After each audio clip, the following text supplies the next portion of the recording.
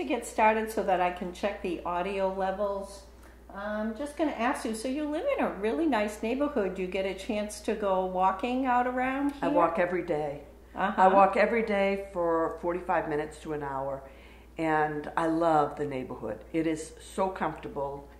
It's flat, easy, some trails into the woods. It's a beautiful, quiet neighborhood. And I, in the spring, plan to pull out my bike and do some biking in the area. Oh, this looks like a perfect area It to really do is. that. Well, today is Thursday, February 8th, 2024. My name is Nicole Morin-Scribner. I'm a volunteer with the Biddeford Cultural and Heritage Center. And today I have the honor of interviewing Bonnie Pothier. And so I usually like to start these interviews by asking you what year and where were you born? I was born in Biddeford at Notre Dame Hospital in 1953. Okay. Now the other thing that I wanted to ask you is your real first name is Bonita. Yes, it is. And that's a bit unusual. Can you tell me the story about your first name? There is a story to it. I was the fourth daughter born to my parents, and when I was born, my father and mother had picked out my dad's sister to be my godmother, and he said to her, "Okay, we're out of girls' names. This one's all yours. Give her the name you want." And she said, "I know exactly the name I want to give her, Bonita." It's a Spanish name. It means, there are a couple of meanings. One is beautiful. The other one is it's a fish. But she loved that name. You know, it had always been in the back of her mind. So I was named Bonita, and then my father said, "Perfect, we'll call her Bonnie." Huh. My dad was into nicknames. So did you ever encounter any challenges because your name was a little bit different? No, most people, however, when they hear my name will say, "Oh, is that Spanish? Are you Spanish?" And I say, "No, I'm French." Well, how do you have a Spanish name? So tell me the story of how your family, we'll start with your dad's side, how they ended up being in Biddeford in the first place. Well, my father's father came into the U.S. from Quebec, and he actually ended up working in the mills in Sanford. And World War I broke out, and he decided that he wanted to enlist and fight for the United States and become a U.S. citizen. And so he did. He enlisted and he was shipped overseas. He was in France, and the general requested that someone who was bilingual be his aide-de-camp, kind of. And so, because he needed somebody to translate. And so my grandfather volunteered and became the general's translator in France, which is where he met his future wife. They had a highly top secret meeting in the heart of France at a farmhouse in France, and the farmer who had offered up his house for the meeting had his wife and daughters prepare a big meal. And when his daughters walked in, my grandfather, it was all over. He knew exactly who he wanted. He ended up finishing his tour of duty after the war ended, came back to Sanford, went to see his parish priest, and asked his parish priest to connect to the parish that this family was in, make the introductions, and vouch for him. And he ultimately went back to France and married her. Wow. And then brought her back here. So first of all, what was your grandfather's name? My grandfather's name was Albert Pothier. Okay. And where in France was he where he met your grandmother? It was in, I'm trying to think of the name. It's an industrial right in the center. It's not Alsace-Lorraine, but it's 2 words. Clermont-Ferrand. Oh, okay. Is where they were from. And they actually were there, but after the war, they moved to Paris. And so they lived in Paris. The family did for a number of years, yeah. But your grandfather brought her back. Brought her back here to the States. They went back to Sanford. They ultimately went back to France because my grandmother was very homesick, and so they sold everything, moved back to France. My grandfather worked there for a time, but her family felt the economy was horrible in France and encouraged them to come back to the States. So they came back here, and actually they lived for a time with my great-grandfather's family on the farm in Saco. They had a farm in Saco, and my grandfather and my grandmother, by that point, they had 4 children, a boy and 3 girls, and so they lived there for a little time while they were getting back on their feet. Mm-hmm. Now, do you know where in Quebec your grandfather was from? I don't recall where he was from. Uh-huh. My mother's family, also my grandmother and grandfather, my mother's parents, came from l'Abitibi in Quebec. Mm-hmm. So that's where they came from. Mm-hmm. And I want to say that my father's family was not far from there. My grandfather's family was in the rural area of Quebec. Mm-hmm. And so your maternal grandparents, when they left Quebec, did they... They came directly to Biddeford to work in the mills. Mm-hmm. So my grandfather got a job in the mills. At the time, they had 1 daughter. Ultimately, they ended up with 12 children. So they moved here, moved in with family on Cleve Street, and until they could get a place of their own.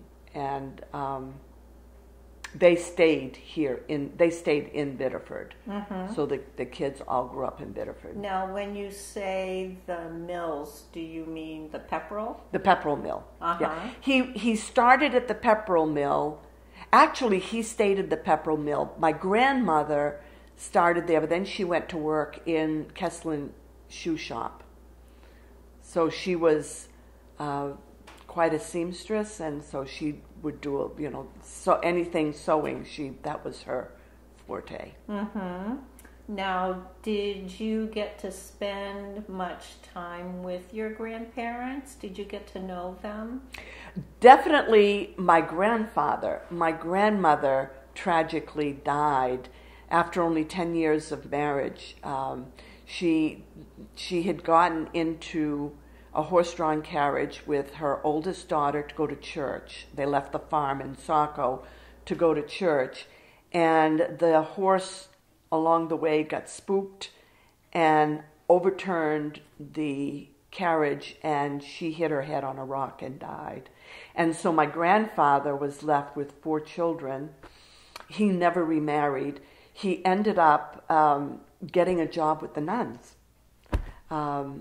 and worked at the convent until he was, I think, almost 70 years old. No, and that was the convent for the Good Shepherd Sisters? For the Good Shepherd Sisters. He started out at their place at UNE, the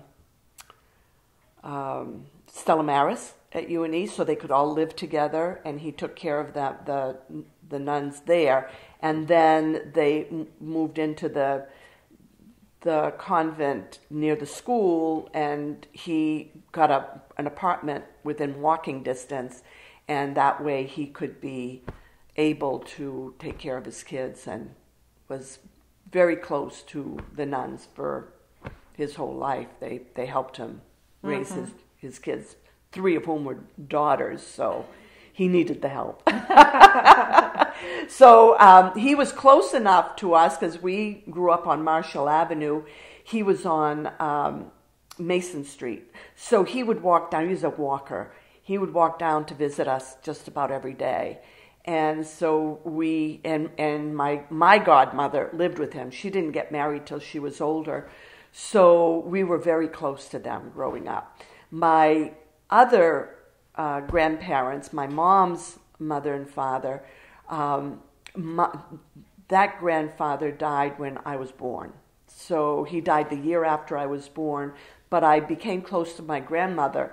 Although my mother was at the older end, she was the third one born in the family. So, there were a lot of kids that were still, I had aunts and uncles that were still living at home with their mother at that time. And ultimately they all got married and moved on. But most of them, other than one, all stayed in Biddeford.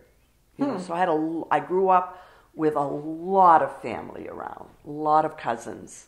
And what was that like? Did you guys get together? All the time. And, in those days, everybody was living, you were within walking distance. There was my grandfather on Mason Street, my grandmother on West Myrtle. There was some on Ray Street. There on Graham Street, Elm Street. So it was like all within walking distance. I think there were 6 of us born the same year, boys and girls, in the cousins. There were several a couple of years ahead, several a couple of years behind. So we were all always together, all went to school at St. Joseph's. And so it was a very big, very close-knit family. Holidays must have been fun. A lot of fun. My mother's family is very musically inclined.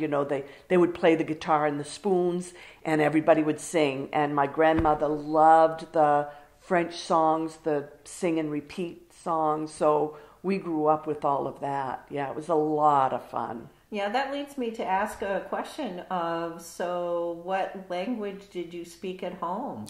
When I was born, my birth language was French. I learned to speak English going to school at St. Joseph's and with the neighborhood kids around.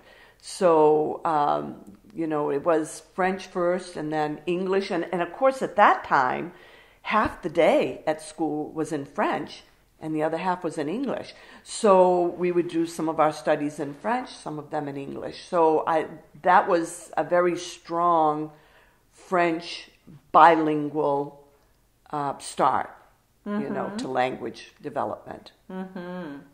And so then when your father left the service and came back here... My grandfather? Or your father. Oh, my father. Came back from the service. Right. My father enlisted right after high school. It was World War II, and he went in the service. When he came back, he went to work. He, I think, was working at the Sokolowel shop and applied for and got hired into the post office. So I think he worked very briefly, maybe a year, in at Sokolowel, and then went into the post office where he worked for 40 plus years. Mm-hmm. I mean, that was his career, working in the post office.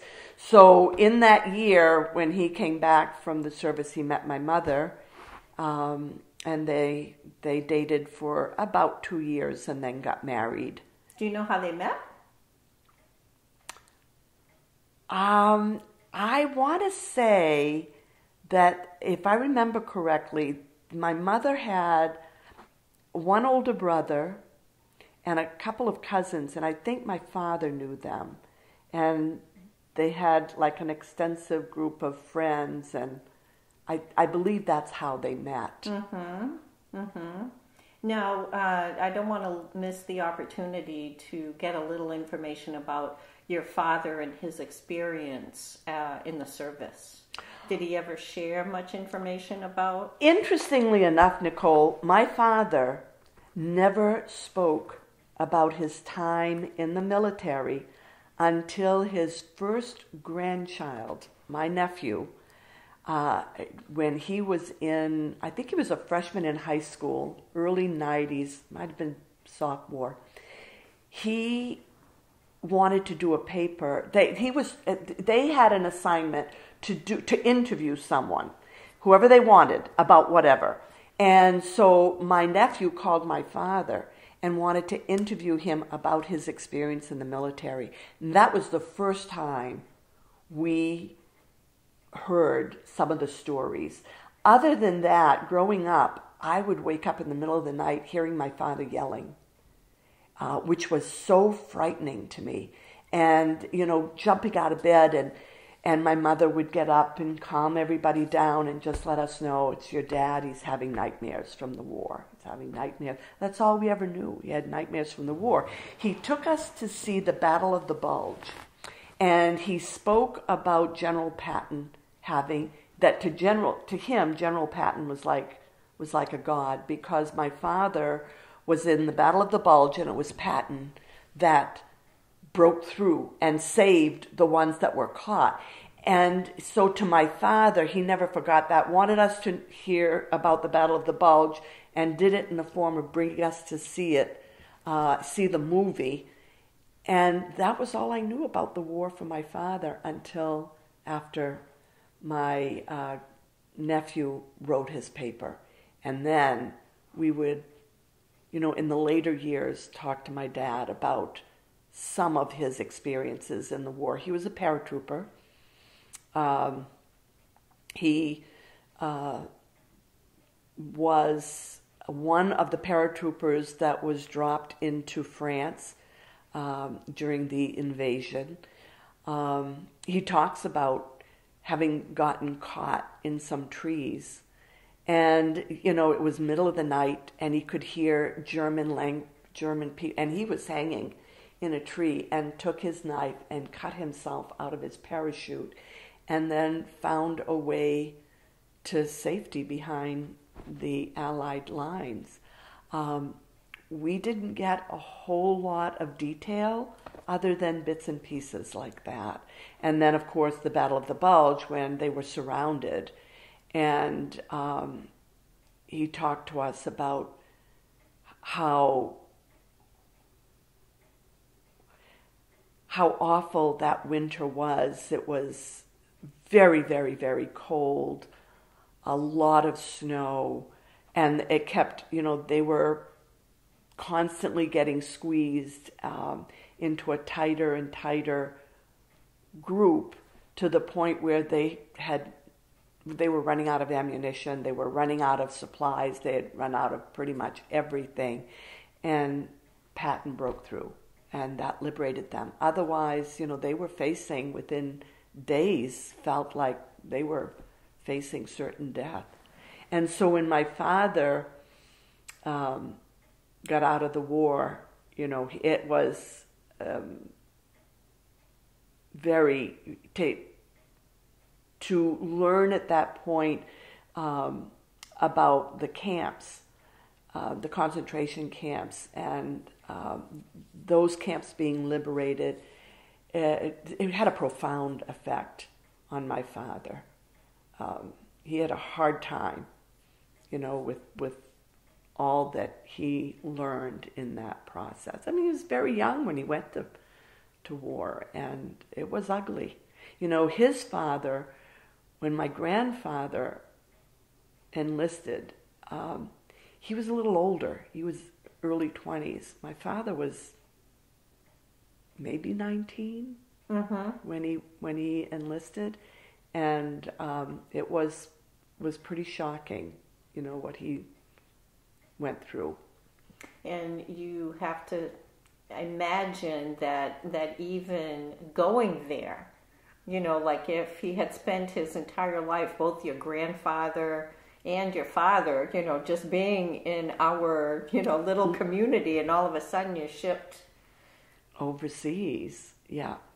That must have been something that that is, I find particularly fascinating, is in one of these interviews that I've done with Michael Cantora. So when he spoke about his father's experience during World War II, also because he was French-speaking, they had tapped him to kind of be undercover, because he could just look like one of the French people and not look like he's a soldier. And he was on the other side in terms of seeing the paratroopers land. And one of the things that troubled him that he shared is that he was aware of the Americans who had jumped out of a plane and were stuck in the trees and looking for help, and he couldn't do anything because it would blow his cover. And so I find it so fascinating to have heard, both sides of the story. Both sides of the story, two people from the same, hometown. Mm-hmm. It's pretty amazing. Pretty amazing. Yeah. The good thing about the war that my father was always so appreciative of was the fact that it allowed him to meet his father's family. Oh. So when he got any time, ended up meeting my grandmother's whole family. And they developed a relationship that lasts to this day. We met them. My grandmother's younger sister became very attached to us, and she used to come and visit us here in the States all the time. So I got to know my grandmother basically through her. And in that process, some of my grandmother's brothers, well, one in particular, two of them moved to the States. And one lived in Washington, D.C., the other one in Chicago. The one in Chicago, we went to visit when I was in high school. So I met him, his wife, and his two children. Today, he had a boy and a girl. His daughter now lives here in Maine, in Kennebunk, and we have maintained that friendship. We had lost touch with each other, and one day, out of the blue, I got a letter at home, and it was from her. And she said, I don't know if this is the right family, but this is who I am. I met two of the daughters in Chicago, and we lived there. I'm trying to reconnect. And this was just about less than 10 years ago. And so I wrote back. She gave me her email address, so I wrote back with an email. And then back in 2015, my brothers and sisters and I went to Italy and France, and we went to see her there and connected with her there. And then ultimately she had lived here in the States, in the D.C. area for a while, and she had 4 children, 3 of whom lived in the States. So she decided to move here, and ultimately ended up in Kennebunk. So we've become, in fact, she was here for lunch just last week. We've maintained a connection. So that's a connection that occurred because my father had that opportunity during the war. And he went back several times afterwards with his sisters to spend time with the family there. That's really fascinating. Now, did you have a chance to connect with did you ever go to Canada to meet some of your relatives there? Yes, we did. When we were really young, we went. The last time I remember going it is when I was in high school, and it was 1968. It was the World's Fair, and we went to the World's Fair, but we stayed with family and met several other extended, I should say, family over there. Because when my mother's parents, all the kids, they all were born here other than the oldest one, and they all stayed here. So we were all very connected with the immediate family. But we did meet up with extended family on both sides, both my father's side and my mother's side. And that's why I say they were fairly close wherever the original hometown was for my grandfather, because we visited both sides of the family when we went. Both my maternal grandparents' families and my paternal. And did they come to the U.S. to visit? Some of them did, yes. And some of them ended up extended family in Sanford, So we used to go and visit them when they lived in Sanford as well. And some lived moved to Fitchburg, Massachusetts, so we went there to visit them as well. Yeah, because usually, and I think it's still part of the reality in these days, is that Old Orchard Beach, Old Orchard Beach is a destination, is a big draw for people in Quebec in particular. So, yeah. So let's see. And then your mother, did she? You talked about your father worked at the post office. Did your mother work outside the home? No. Well, I say no. She didn't until I was in high school, and then she worked for. She took a job with components, and she worked part-time at components for a little while. And then after that, I want to say it was maybe 2 years there. Then she worked part-time for the Journal Tribune. Mm-hmm. But by then I was out of high school. And mm-hmm. So we should at least mention that you have some siblings. I do. I have 3 older sisters and 2 younger brothers. So I'm right smack dab in the middle.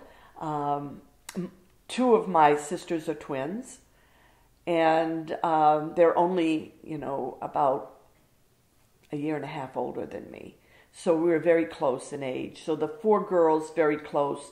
Then my next sibling is my brother, who's 5 years younger than me. He was more like my child. I mean, I was only, 5 when he was born, but I felt like his mother. I would take care of that. I would change his diapers and play outside with him and take him for rides in his carriage. And, he was like my little doll that I took care of. And then my other brother is 12 years younger than me. So I was in junior high when he was born. And by then I wasn't interested in being totally saddled, if you will, with all of his care. But nevertheless, I was. So with both of them, I was very attached to in their upbringing. And that's what it was like, with older siblings, you all pitched in to help with the younger ones. And so my 2 brothers I was very close to them. And to this day, I'm very close to all of my siblings. Yeah. So let's talk about school a little bit. So well, first of all, where did you go to school? I went K through 8, not K. I didn't go to school in kindergarten. I had 3 older sisters, and so they would come home, and I learned to read. I was 4 years old. I was reading. I knew my alphabet, I knew my math. I was doing their homework with them. So my mother, instead of putting me in kindergarten, asked the nuns to take me into first grade. So at 5 years old, I was in the first grade. And I had 3 older sisters at the school. So it was easy for me to make that transition. And so we were there until 8th grade. And in the 8th grade, after that, I went over to, by that time, it was St. Louis High School, and did 3 years at St. Louis, and then it closed, so I graduated from Biddeford High. Mm-hmm. Now, what do you have for any memories that stand out in terms of your time over, starting with the grammar school and being with the sisters? Oh, well, my memories are very strong of, for me, very attached to the nuns. I felt they were so good to us, and I don't know if it's because my grandfather was still working for them at the time when we were there, and so we could go, how you could go behind and you could go to the nuns, the window, and you could get the leftovers from the hose, the cutouts from the hose. So we used to do that, and oftentimes, more often than not, my grandfather would be outside working in the gardens or doing some maintenance on the building. So I could see my grandfather every day, So the nuns, had been very involved with my grandfather and my father and my aunts. and ultimately with us, the 4 girls there, we were very close. So we used to be at the convent a lot, So that's what I remember being, at that school. It was a very comforting younger years. Like I said, half the day was in French, half the day was in English. The things that I remember was being in the spelling bee both in French and in English, because they would do both in those days. And, things like that. We used to walk to school, walk back home for lunch, walk back to school for afternoons, and then walk home at the end of the day. So we were always back and forth. I had relatives that lived so close to the school. It's funny what I think of, and I was talking to my sister about this the other day, is how we were, in the early 60s was, the Cold War and, the fear of nuclear attacks. And so I remember my parents building a bomb shelter at home and developing an alternative go-to location in the event that something happened. So we were set to go to one of my aunt's houses. And at school, having the drills to go under the desk, to hide from a nuclear attack. I mean, it was what we did, right? So those things are, indelible memories of being in school there. The day that John Kennedy was shot, I can remember being at my desk, and over the intercom they said, "We would like you all to be very quiet. We have some terrible news. The president's been shot. We would like everybody to say a prayer right now. Everybody at your desks, let's do a prayer all together for him." And then the next thing I know, we were being sent home. They said, "We're dismissing you all. You're to go straight home." And of course, it was that horrific feeling of loss, and that whole weekend having relatives at our house, the TV on constantly, which in those days, you never had the TV on. And everybody congregated at our house, to hear news. And I can still remember when Jack Ruby was shot, and my uncles and my father seeing it on TV, hearing my father let out a yell that scared me to death, and thinking, God, what is happening? It was very frightening, at that, I was only 10 years old when that happened, so it was a frightening time. Mm-hmm. Yeah, that definitely left a mark, for sure. Yeah. Now, then moving on to, what are your memories of St. Louis? Oh, gosh. When I think of St. Louis, I think of how much fun I had, the new people new people that became friends, boys and girls together in class, which after going through junior high, just girls only, it was a novelty to have the boys in class. And I remember thinking I was very shy, and having, it's so funny. I remember, of course, I was used to the nuns. I was not used to the brothers. And we were taught, I'll give you an example, I didn't know how to take the brothers at school, so I was constantly very attentive.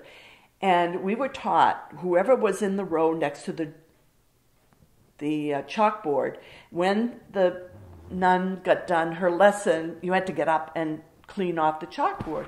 So I just assumed that was what we had to do in high school as well, and I happened to be in that row. And I can remember it was math class, and Brother Gilbert was doing the math, and and then when he would go back to his desk, I'd run up and I'd clean all the board off. He turned around, and at first he didn't realize, what the heck, so he'd go back and he'd put some more not puzzles, but some of the equations on the board and everything. And when he got done and walked away, then I would erase everything. And he finally, I can still remember, he put his glasses on the edge of his nose and he looked over, he goes, "Bonita, please do not erase the board until the end of the class." I was like, "Oh, okay." And I can still see him. And of course, everybody started laughing, but that was what we had been taught, and nobody had said anything different. But I enjoyed my high school years. I was very involved. I went out for cheering and became part of the freshman squad. I did the chorus, got involved with some of my friends, and we had our own singing group.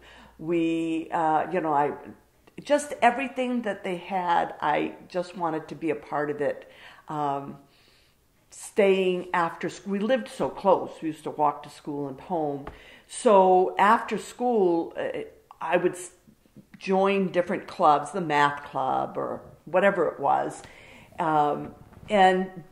or I would stay to help a teacher correct papers, or I would be at school until 4 or 5 o'clock every afternoon. And my sisters were the same way. So we, and then I had friends that did it. So there was a bunch of us always together. We'd be at school and then we'd walk home at the end of the day. But it was, again, a very,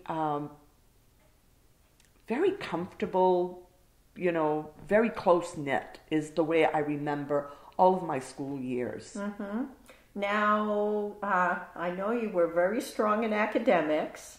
Yes. So one of the questions I wanted to ask is, did you experience, was that supported, or did you get any pushback because you were strong in academics, or what was that like? Interesting. That's an interesting question. My parents were very supportive. I mean, this was, they could see that, having watched me, as I said, I learned to read. I was only 4 years old. I was reading, and they were adamant that I would do as well as I could all the way through. Never hold back from a challenge. If it was too easy, then I needed. For example, I was in the 4th grade and I was zipping through the reading lessons. I had gone through everything they had for 4th grade. We used to have these quiet reading times, and I went through all that they had, and the nuns met with my parents and said, she needs to be moved along. So for reading, in the 4th grade, I was meeting with the 6th graders and the 7th graders to keep moving me forward with my reading ability, So, and my parents supported that all the way through, and were so adamant about it that when I was in high school trying to decide, and I at one point I said, I don't think I want to go to college. I think I'd like to take a year off, and absolutely that was not even going to be considered. They didn't care what I went to school for, but I had to go to school, continue on with schooling. So it was definitely supported by my family. Now, on the other hand, not by others, either some of my peers, some of the boys, she's too smart for us, kind of thing. I can remember, which is probably why it stayed with me. I thought of not going on to schools. I remember my parents, my aunts and uncles would come over and they'd play cards Saturday night. I can remember my father talking about my sister going on to school. And they said, well, what is she going to do going on? I said, well, she's going to be a nurse. Oh, well, Charlie, you're wasting your money. You've got 4 daughters. Don't bother sending them to school. They're going to get married and have kids. They don't need that. Save your money. And my father said, nope, they're going to school. Every one of them is going to go to school if I can. So my oldest sister went for nursing, and finally it was like, well, okay, nursing is okay. Well, one of the twins decided she was going to go to school and she was going to major in science. And what is she going to do with that? There's no job in science for a girl. But she went to school. Her twin sister went to work. She wasn't interested in going to school. And my parents knew she had always been the one, didn't want to do her homework and didn't care about school.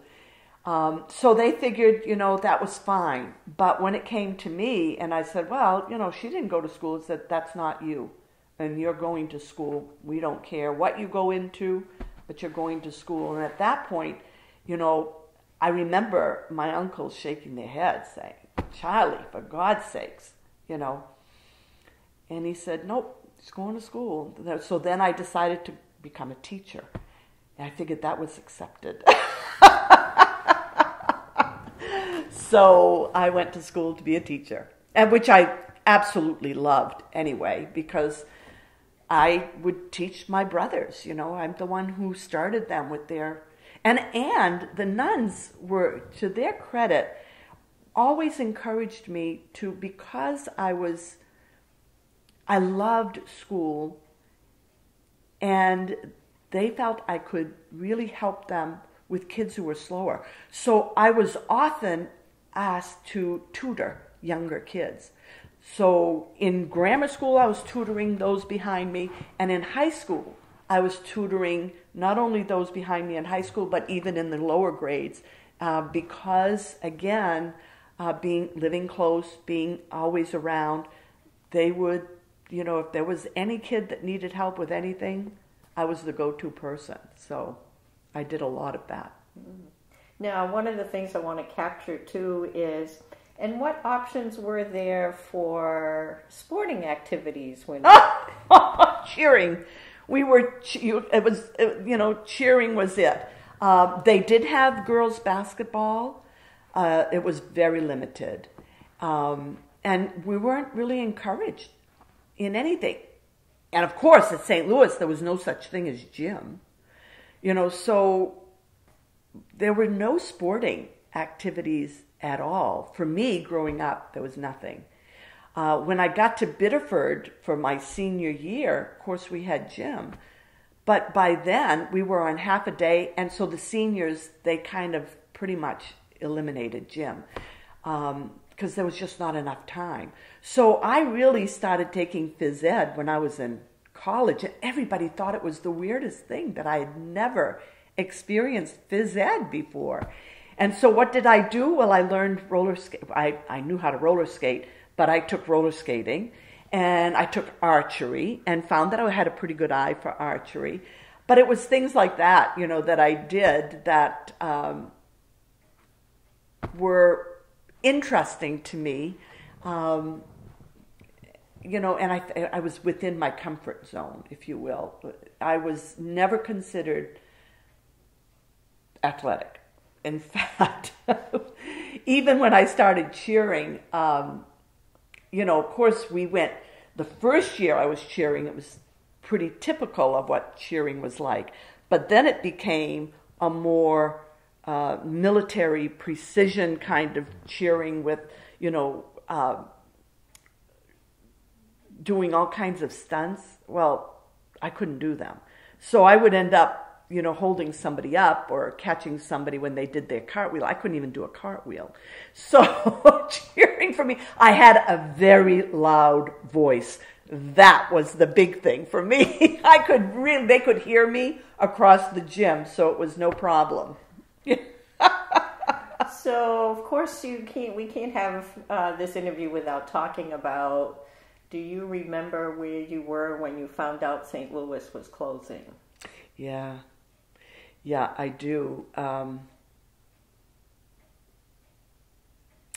think the first thing that I recall is that my sisters, that was their senior year, and we were at the dining room table, and we were talking, and my father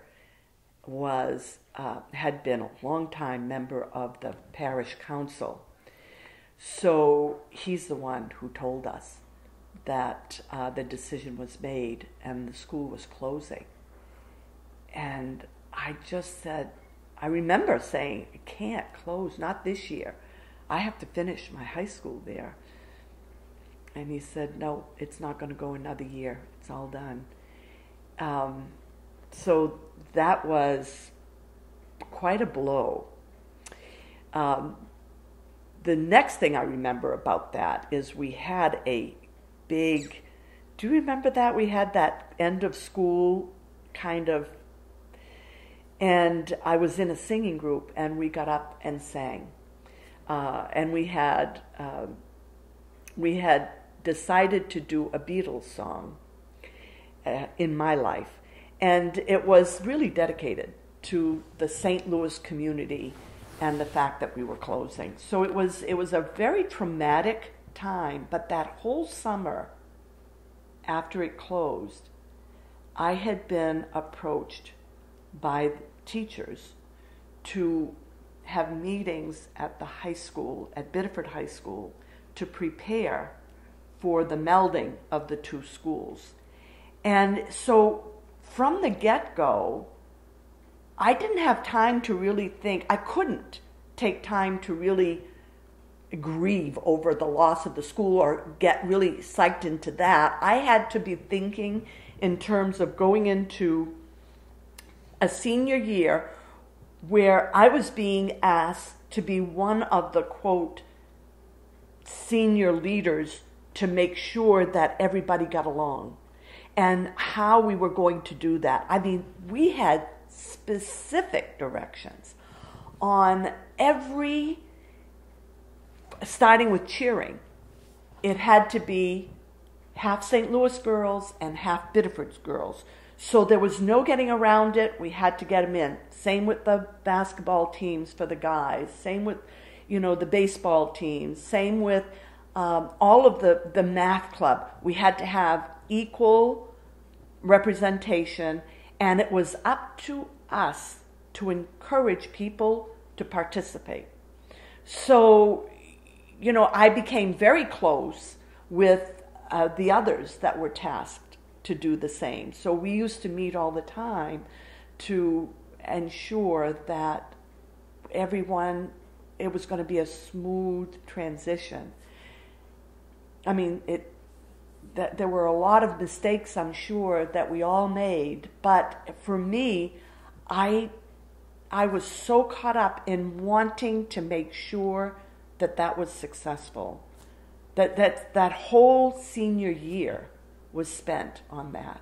It's pretty interesting. And what was interesting about it is how well that served me years later when I was asked to help. The chamber wanted to, it was at that time the Biddeford Chamber of Commerce, and they wanted to expand and, open up who was going to be part of it. And I had just bought a business on Main Street, Lorette's Gift Shop and Trendsetters Hairstyling, and I can still remember the executive director, Mike Nanos, coming into my business with Frankie DeFrancesco, who was running the radio station, who was on the board, and they were asking me if I would help them with the chamber. And of course, at that time, it was men only. And I said, oh, you mean you're going to let women into the chamber? And they both looked at me and they said, well, no, that's not what we were thinking about. I said, well, let me get this straight. I said, you're telling me you want to revamp the chamber. You want to open it up. Yes, well, we want it to be Biddeford and Saco. Biddeford Saco Chamber of Business and Industry. So we want the industry in it. I said, okay, but no women. Well, no women. I said, well, I'll tell you what. I'd be happy to help you do work to pull all that together, but the only condition I have is you're opening it up to women as well. If that's not the case, I said, find other people to help you because I won't be doing it. They were shocked and they left. And I could see them, they were scratching their head talking, and they went back to the board, and the board agreed to that part of their restructuring would be to open it up to women. And so they came back to me and said, okay, we're going to open it up to women. I said, then I'm in. I'll help you in any way I can. And so what did I do? I was meeting with the board and trying to strategize, how could we do this? And I said to them, we should get equal businesses on both sides, from Biddeford, from Saco, from the industrial park in Biddeford, the industrial park in Saco. Try to get an even number in. Go and meet with, that's how you're going to slowly integrate. And then with the chamber, officers, have the president be from Biddeford and the vice president from Saco, the treasurer, back and forth, and keep rotating every other year. It would be, so I said, that's the only way you're going to be able to get everybody's buy-in, which is what we did. And because they wanted it to be Saco, the first president of that new group was from Saco. So I felt like I had learned so much about how to bring people together from what we had done with Biddeford and St. Louis. So then first of all, that's really fascinating. I'm glad you brought that up, and definitely want to go back to that a little bit more. So then when you did get to the end of your senior year in high school and you looked back, how did that feel when once you got through that? Once I got through that, and at the time I was dating a guy who was a St. Louis graduate. He was very upset with me. He didn't want me doing that, felt I was being a traitor to St. Louis, that kind of thing. And I felt that was a huge mistake, that there was no bringing back the school. And I didn't want to be living in the past. I wanted to participate in what it was going to be like going forward. And I was so, years later, thinking back on that, I was so glad I had made that choice and conducted myself in that way, because I learned so much and I made such strong friendships that continue today, that were with people who went to Biddeford, that weren't at St. Louis, and yet we were all from the same community, and it, to me, taught me a lot about acceptance and inclusivity, and just the fact that, St. Joseph's and St. Louis, it was all French Catholics. Well, they weren't all French Catholics at Biddeford. There were Jewish people, Greeks, Irish. You got to learn about the richness of our culture that you wouldn't have had otherwise. Not that there was a whole lot at that time about the different cultures, but there was enough to get us intrigued at how diverse a small community like Biddeford actually was.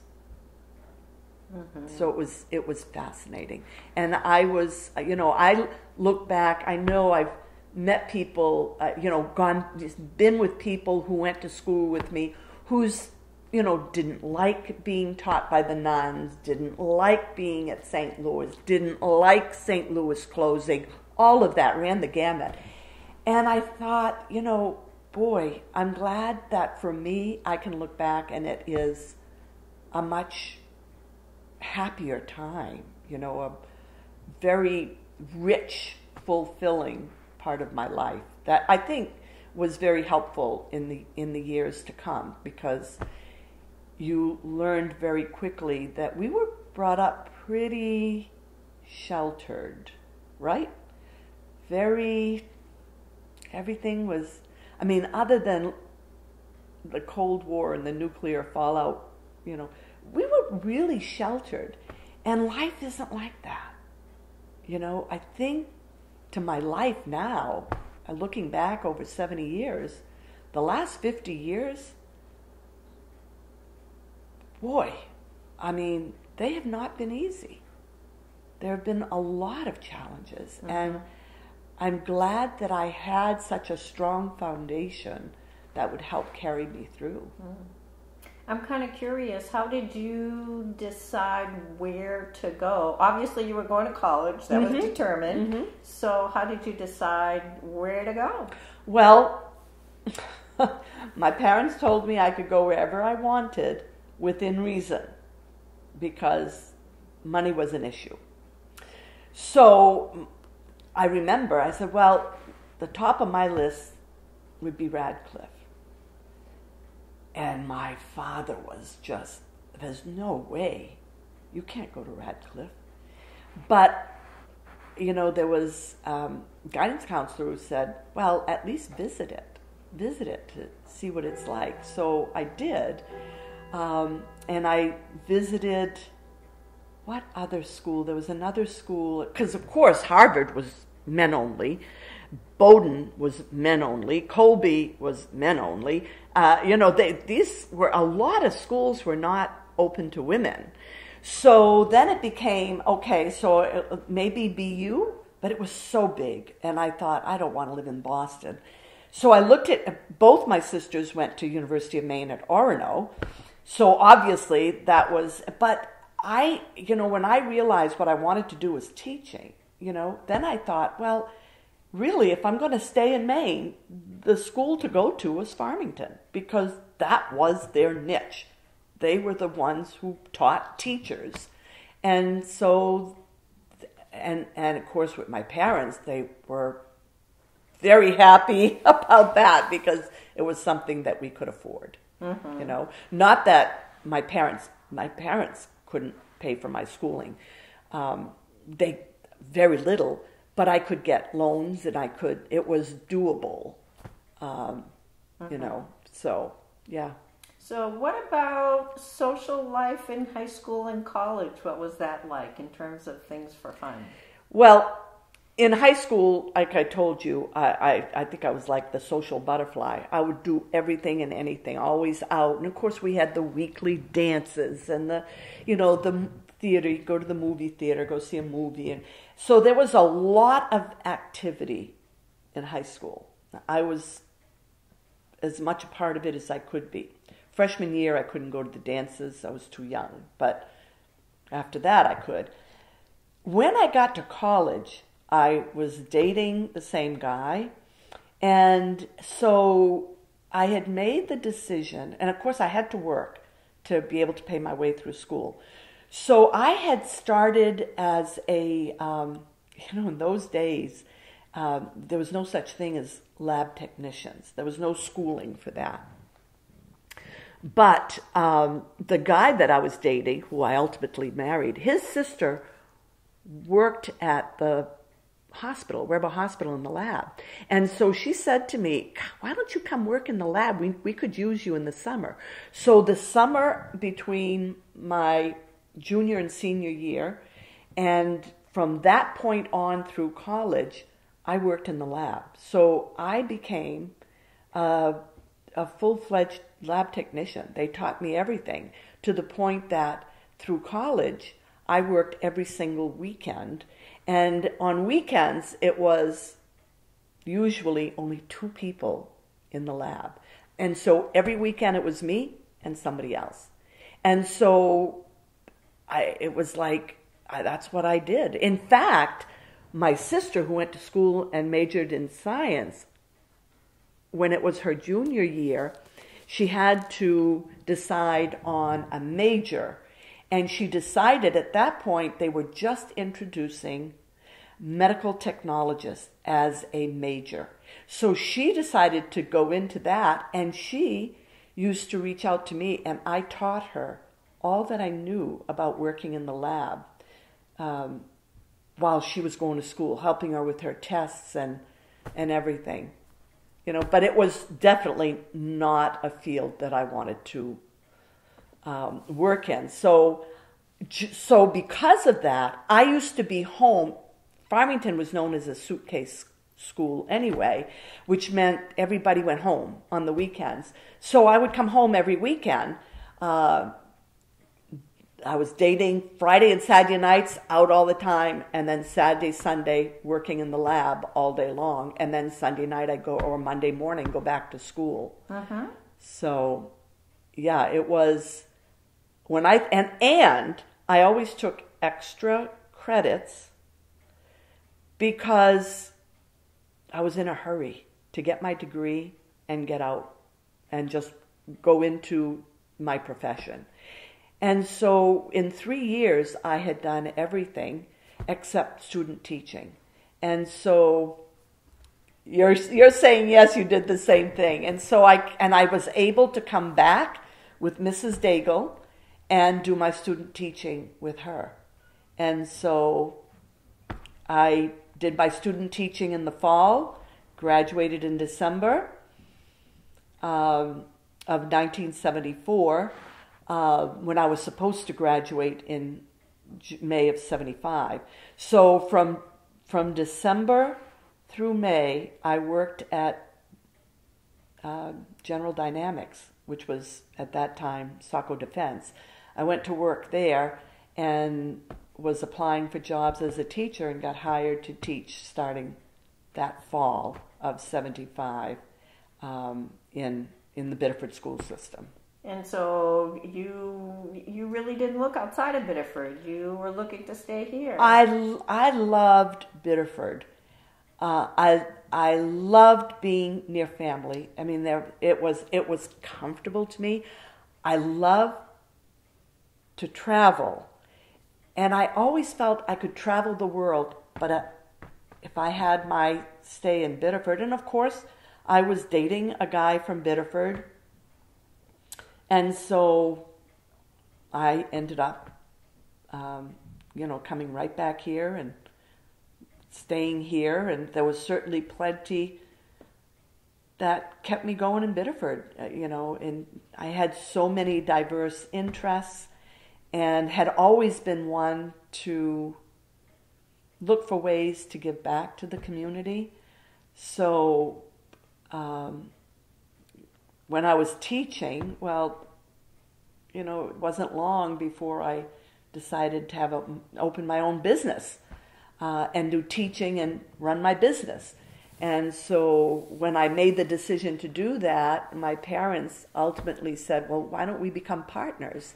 And we did. We bought it on, rather than starting from scratch, we bought a business that was ongoing, a hairstyling business, and we opened the gift shop as a separate entity. And my mother and I were partners in the business, and along with my husband and my dad.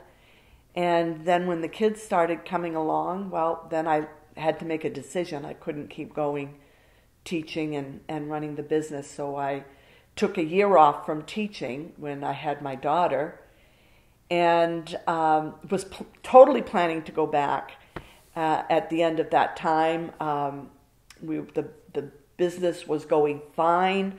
My mother felt like, yep, we could do this. We were able to hire someone so that I could have my daughter grow up really at the business. But then I found out I was pregnant again. So at that point, the school would not hold open my position another year. And so I made the decision to let teaching go and focus everything on the business. And at that point, bringing my daughter and then my son and then ultimately my other son right to work with me every day. Now, how long did you teach? I taught 9 years. And what grade? 7th and 8th. Any recollections as to, like a highlight of your years when you think about your years when you were teaching? Is there one memory in particular that's a... God, I love teaching. I loved teaching. And I loved the teachers that I worked with. They were excellent mentors. A guy like Pete Judge in phys ed, it was like he was the gravitational force, Kitty Goodrow, who was diagonally across the hall from me, who ultimately now we're best friends. Her daughter married my brother. So we even have a familial connection. But Kitty from the get-go, took me under her wing and Then there was Joan Sear and Janine Witten. Janine ended up being my neighbor. Joan Sear was also across the hall from me. We just started. She started in October of that year. She was a math teacher. Was she a math teacher? Janine was math. I think so was Joan. And so, she was started 1 month into the school year. So I ended up kind of mentoring her, at that point. But we just became really, really good friends by virtue of our location. And then we ended up having a bowling league with all the teachers. And it was just a fun group. I was teaching home economics. I was asked to do two things. I was asked to open up home economics to boys, because at that time there was industrial arts for boys, home economics for girls. So I got together with the two industrial arts teachers and the other home economics teacher, and we developed a whole program so that all the 7th and 8th graders had an opportunity to spend 2 full years with both industrial arts and home economics. And it worked. It was a way to, because otherwise the boys didn't want to go into that girly room. But by doing it that way, it became, well, we all have to do it, so we're all in it together kind of thing.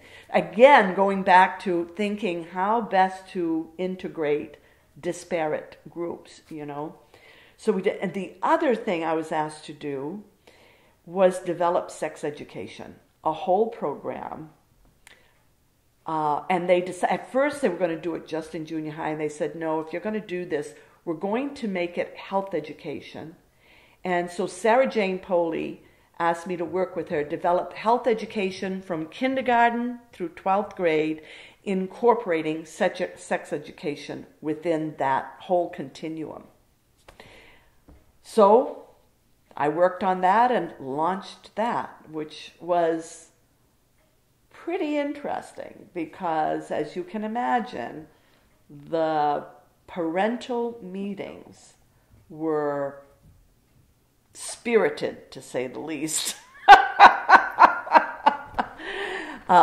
They were not in favor of sex education. What specifically are you going to teach in that class? What are you going to say? All of that. So we had to develop very detailed lesson plans and share them with parents and, to ease everybody's mind about how we were going to do that. But once they saw, but the fact that we ended up making it part of health education, that changed the dynamics. It ended up being more along the continuum. We started with things like how to brush your teeth, and wash your face and take a bath, kind of thing. We really did right from the get-go the nitty-gritty so that it became, just one more part of who we are as human beings and how to care for ourselves, So, yeah, it was an interesting time. Yeah, I think that a careful choice of words, that it was very spirited, I'm sure. Oh, my God, yeah. Oh, and those were interesting times. So, moving along, I was first of all, can you tell me where the location of your business when you opened the business? Where was that located? 110, 112, and 114 Main Street, which is the corner directly across from a Happy Dragon. It's like a brick building on the corner. Mm-hmm. We bought that from a gal. Her name was also Lorette, and she had Lorette's Beauty Salon. So we ended up, my mother's name was Lorette, so at first we were going to say Lorette's Beauty Salon, but we wanted it to have a more inclusive and more modern name, so we called it Trendsetters Hairstyling instead of Beauty Salon. And we left Lorette's gift shop with my mother's name on that and her name on that. And we ended up, that was just a very small little corner business. Ralph and Roger's barbershop they rented from us. They were in the corner. And then we had the beauty salon, hairstyling, and then the gift shop. And so then we decided, we owned that 2 years when I ended up with my first child. See, I had no children at first. I was teaching full time. But when I got pregnant and knew that I wanted to bring my kids in, there was no room in there. So we dug out the cellar. And when I say we dug out the cellar, of course, my husband and his family was in the construction business. Anyway, we had built our own house. So we needed to put a foundation in. So we took picks and pickaxes and shovels and 5-gallon buckets, and we dug out that whole cellar by hand. And then we poured a foundation, and made a basement, and then we made an office. We finished it into an office and a nursery. I had a crib down there. I had everything set up, a little kitchenette, so I could be there with the kids. I could put them to sleep there, and I had them with me all day. And then we, renovated upstairs, and it was quite an undertaking. And then it was only one floor, then we did the cellar, and then we went upstairs and we finished the whole upstairs. And my brother-in-law in Lewiston is part of Murphy Furs, and he always wanted to expand into Biddeford, so we made it into a fur shop up there for him. And so it was a family business. So why, when you first bought that place, why that location, and why, I was trying to understand the logic in why that line of business?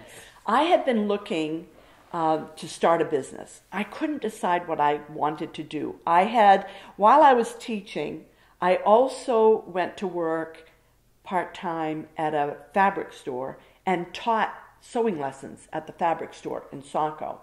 Another thing I did is I started, back in those days, there was a lot of the home shopping, and, you could sell crystal at home parties. And so I invested in that, and I said, well, maybe I'll do this. And so I did that, and of course I learned I really loved crystal and, home items. And so then I thought, well, maybe I'll do a gift shop like, what was the name of the gift shop do you remember the name of the gift shop on Alfred Street? Right across, yeah, I know. Across from where the police station is now. Right, yeah. It escapes me right now, but yes, I know exactly what you're talking about. So I loved that shop, and I said, gee, I have a gift shop like that. But then my parents, very close friends of theirs, were Lorette and Morris Richard. Lorette owned Lorette's Beauty Salon. They owned that corner building, and she had the salon. And she had been a hairstylist for, at that point, 25, 30 years. And so they were playing cards one night, and my parents mentioned that I was thinking of starting a business and everything. So they started talking. Their children had since grown up, moved away. One of them lived in California. They wanted to move to California. And they said, what if we sell her the business? And so we worked out. That's how my parents mentioned it to me. At first, it was it was a lot of money, and we were, that was a little bit out of our reach. But then my parents said, well, if we become partners, it wouldn't be so much of a heavy burden on you financially. And we could and so that's what we did. And we owned it for 10 years. We sold it when I went through my divorce. Then we had to break up the partnership and all of that, so we sold it. Mm-hmm. But it was a perfect solution to my getting into my business. And in those days, again, what are you going to do with your kids? You had to stay home. I mean, there were very few. There was no such thing as childcare options in those days. So, and I didn't want to leave my kids. I wanted them with me. So I figured, what the hell? I'll work and they'll come to work with me. And of course, it was kind of interesting because I was also very active downtown with the chamber. So I used to go to chamber meetings with my kids. And they thought, oh my God, you're going to come here with your kids? And I'd say, well, if you don't want it, I understand. I'll just get off the board. No, you can stay on the board, But my kids, I would come in and they'd have their little thing to play with, and they would sit quietly and play, and I'd be running my meeting, whatever it was. And yeah, it was interesting times. Now, it was in the middle of you were still running that and the kids were young, and you decided to take on another little challenge. Yes, it was really, I had been very involved with the chamber. And then I was asked to become very involved in the Downtown Development Commission. So I'm very involved with that, with the downtown. And Michael Cantera was mayor. When Michael decided to run, he and I had been friends. When he, after college, we were friends in high school, but after college, when he moved back to Biddeford, we rekindled our friendship. And so when Michael decided to run for mayor, I called him up and I said, happy to help, Mike, happy to help. I support you 100%. So I worked for Michael to become mayor. And then, of course, at that point, I had 2 kids. And Michael used to come over for dinner, and he knew the kids and everything. And we had other friends, we're all together. We would get together periodically for dinner. And after Michael had finished his first term, well, he wasn't done yet, but he was going to be, we thought, running for re-election. And we got together for dinner one night, and there was one person that was invited that I barely knew, and I didn't understand how he fit in, and it was Alan Casavant. And so it was my husband and I and Michael and this couple whose house we were at, the Goulets, and Alan. And so during the course of the dinner, I said, so Michael, are you looking to get everything ready to run again and you need help?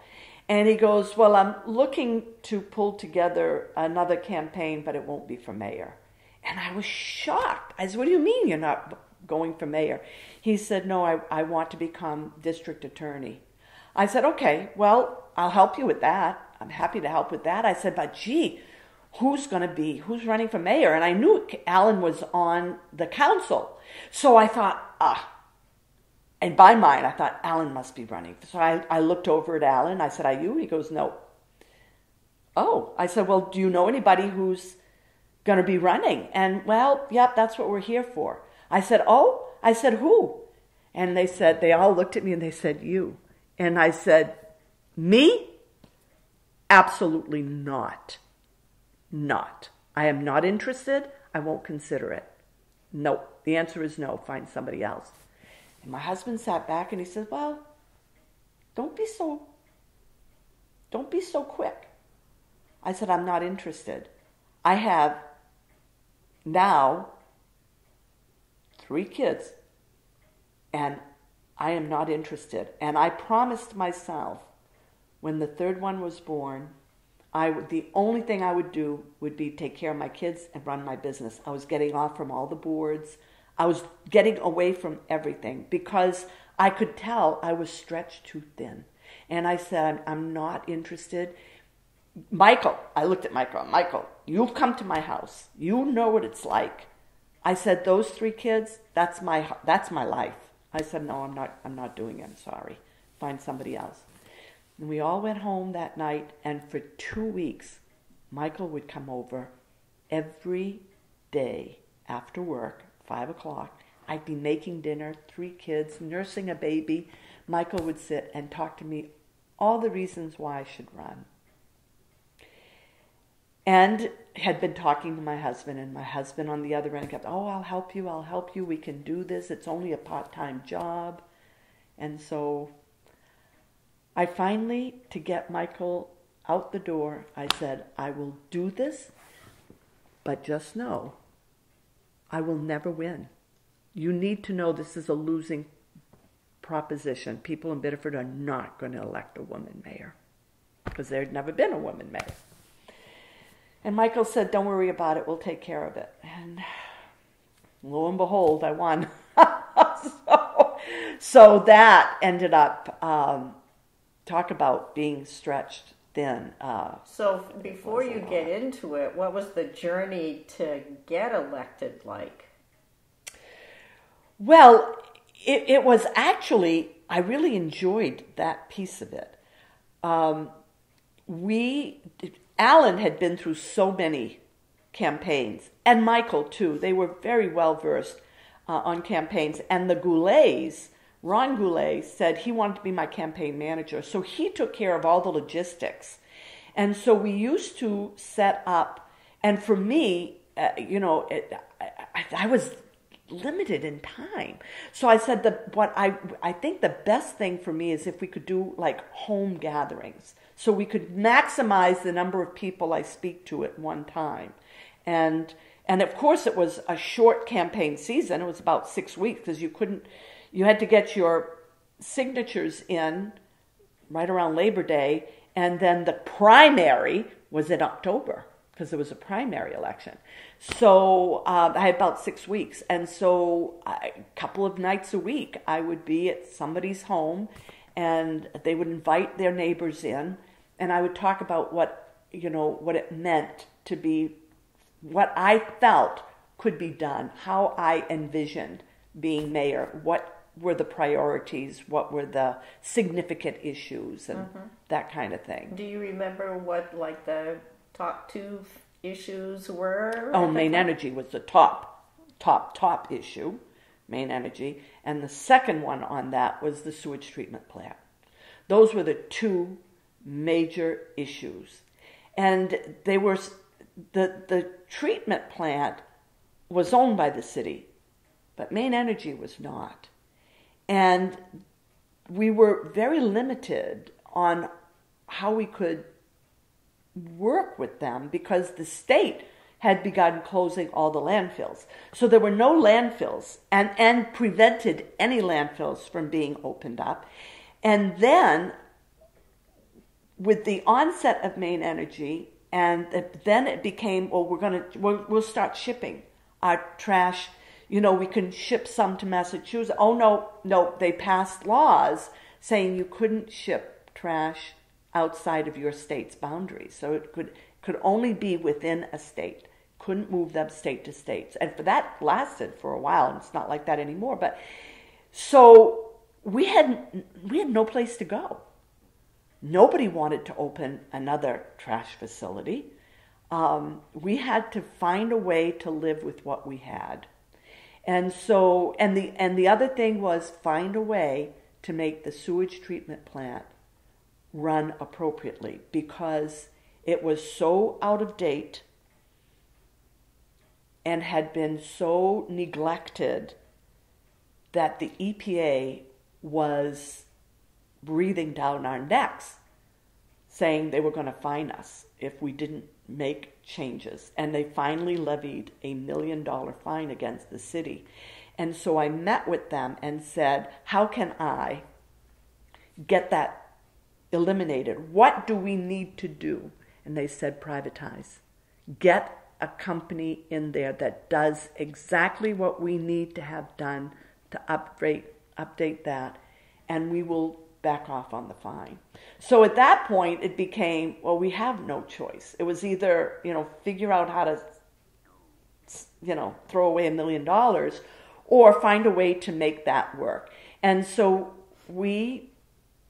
I did a lot of studying of sewage treatment plants throughout the country and hired somebody to work with us to develop a pro forma to hire a company to do. And we asked the EPA to be very specific on what the priorities were, on what needed to be done. And then we put that together, interviewed, finally hired a company, and we hired them with the intent that it would be a 5-year deal with a 5-year rollover as long as everything was good and we had no fines and all the work got done. And so it was like a 10-year deal. And at that, at the end of 10 years, all bets were off. We figured either they made themselves part of the community or they were going to be shipped out. But after 10 years, they'd have to figure out what would be done. Mm-hmm. So those were the two things, and I couldn't campaign on shutting either one down, no matter how bad the stench was or what was going on. It was, how do we make these two entities function correctly and take care of the worst part of what we were generating, So Merck existed at that point. Oh, yes. Yeah. Merck was a going entity at that point, had been open for a couple of years. Yeah. So then you won the election. How did that feel when you got the word or when you found out that you won the election? I was in a panic. I was so shocked. I think I was the last person to believe that I could win, honestly. I just never expected it. And then I thought, well, okay, if this is it, then here we go. Nothing to do but plow through and do the work that had to be done. So I knew there were a lot of people that were unhappy, was a female. And I thought, I can't be thinking of that. What I have to do is figure out how to work with the people who are already in City Hall. So I started meeting with all of the department heads one-on-one, find out how their departments worked, what their priorities were, what the challenges were, how I might support them going forward. And then I had to decide who was I going to keep as department heads and who was I not going to keep as department heads, which was yet a whole other,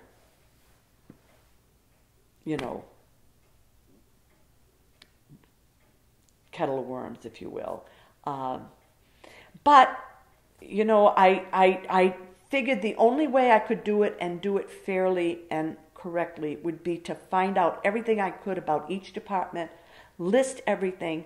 What were the challenges? Was this person capable of overcoming? Were the challenges growing under their leadership, or were they finding ways of...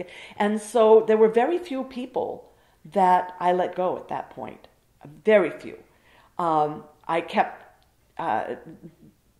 kept the major police chief, fire chief, the city. There was no city manager back then, and we had nothing under the terms of our charter. There was no room for a city manager. So I asked but I felt the city needed to have more assistance, especially in HR, because very quickly on we ended up with some major issues in HR. The city clerk was arrested and charged with embezzlement. The person taking care of all of the insurances was arrested and charged with embezzlement. I mean, there was a person on the police commission who was arrested and charged with trying to, how do you do that? Influence the police department. And I thought, oh my God, we're not in Kansas anymore. We need to run these departments with professionalism. And so I went to the council and I said, as we were working through all of this, I said, what we need is to get an HR director, someone who's very strong and can develop very objective job descriptions and hold people accountable to what we... So that's the way we went, because there was no mechanism for a city manager. I was it, and what was told to me that it would be a part-time position. I was at City Hall 7 days a week. 5 nights a week, 4 nights a week. I had 3 kids. Sometimes they would be with me in the office so I could get through just the mail alone. Biddeford had outgrown the type of government it had. But that was a rude awakening to both people who worked there and the public at large. It became fodder for the newspaper. The mayor comes to work with her kids. The mayor is walking in the parade with her kids. Well, the mayor in Saco had his kids.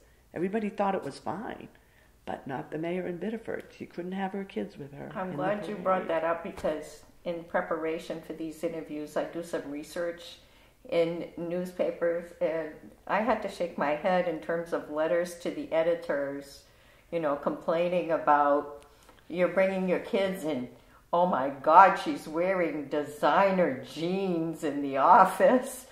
But it was interesting to see some of the rebuttal letters to the editor, including, you mentioned, the mayor of Saco, who said, I'm paraphrasing, but it had something to the effect of, don't you think it's about time that the men who also have these children, could, what role do they play? And nobody's questioning what I'm wearing when I go. And if we want someone who's going to, why would we be focusing on what she's wearing? That's not what we're looking for. The bottom line is she getting the work done? So I thought that it really was capturing things of that time, and, thanks to you for blazing, some of those paths. You had to suffer through them to get there, but yeah. It was an interesting time. I remember talking with my kids about it, and they even to this day, they still sometimes are just shocked at how it's not that long ago, and yet women were not in the public eye. Women were not elected to office. Those were all new concepts in a very patriarchal society like Biddeford, very parochial in its it was like a shock to the system, and they didn't know. As in, any time you start to make changes, the unknown makes people nervous and uncomfortable. And so, because they don't know what to expect. And so they fall back on what is known, and they want it to go back to what they felt comfortable with and what they knew. So, yeah, it was a strange, strange time. And to go to City Hall with my kids, oh my God, that was really shocking to people. But the mayor had an office, but until me, there were really no mayor's office hours. I started that because I felt like people wanted to get to know me because it was so new to have a woman mayor, and we'd get a lot of calls, and I felt like it would be a lot better to open up the office than to stay closed, and so that people could feel comfortable. That was a huge transition, in addition to being the first woman in that office. But all of a sudden, you mentioned the personnel issues, and then like a huge budget and all the regulatory stuff. You were jumping into a deep pool. Oh, yes. It was, when I think back to Michael saying, why don't you run for mayor? And I said, that's ridiculous. No, really, he said, City Hall runs itself. I said, what? He goes, no, yes, you have some work to do, but, everybody, you have your department heads, everybody's going to take care of all of that. That wasn't quite the way it worked out. So what would you say is a highlighter, something that you feel really good about having accomplished being in that role?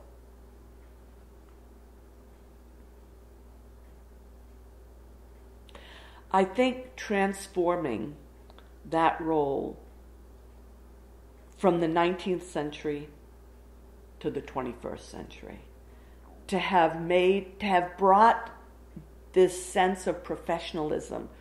When an opening occurred, I requested people submit resumes.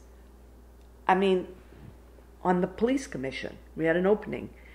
Those interested, would you please submit your resume? Well, that wasn't the way it was done. It was somebody who was interested going to the police chief and saying, can I be on? And okay, you can be on. That wasn't how it was going to be done. I felt that we needed to bring more professionalism to City Hall because we were running into so many problems, because it had been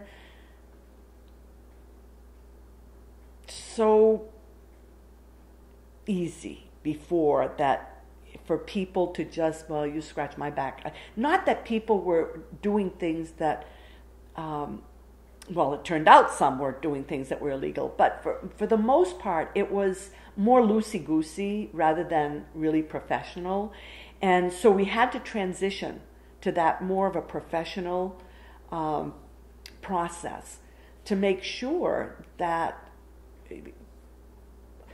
employees were being handled fairly and the public was being handled. When people came to us with an issue, there had to be, I felt there had to be a system to get that issue resolved that was more professional than just, well, he's a friend of so-and-so's or she's a friend of so-and-so's. We'll do it for them. They live down my street. We're going to do it. You know, it was, so that was a big change to the public. I got carried away, and I want to go back to your question, which was what is something that you've, well, I think you kind of answered the what you feel good about what you've accomplished in that transitioning role. More to a more professional, not to disparage those who came before me, but it was setting up systems that were more objective, if you will, to ensure fairness for anyone who had a problem within the city who could be heard, you know. And the fact that we were handling such major issues, the sewage treatment plant and the trash disposal in particular, were two huge issues that were costing the city a boatload of money. And we had to make sure we put systems in place that were fair and accountable to the public. You know, that it wasn't going to be a haphazard arrangement. So those were where I focused my attention. I knew going in those were going to be problematic, and they were. But, you know, I think in retrospect we set up systems that allowed that kind of transitioned city government into a more professional footing with more clear-cut guidelines on how things were going to be handled and done. It was no more just the old boys network, if you will. It was going to be run on a more professional level and trying to be fair across the board, not, well, that's my neighbor, I'll take care of them kind of thing. You know. I also saw, it was interesting in doing that research, some of the things we take for granted nowadays that were just coming online during that time, like having a 911 system. Yeah. You know, today we take that for granted. We don't even think of it. And that's not that long ago, but still, compared to what it was before. Yeah, because I think that came online during your, it might have come online during your tenure. Right around my tenure, yeah. Yeah. And you know, that was another thing. It was like, for people to call and have that one 911 system, people weren't used to that, you know. It was a funny transition.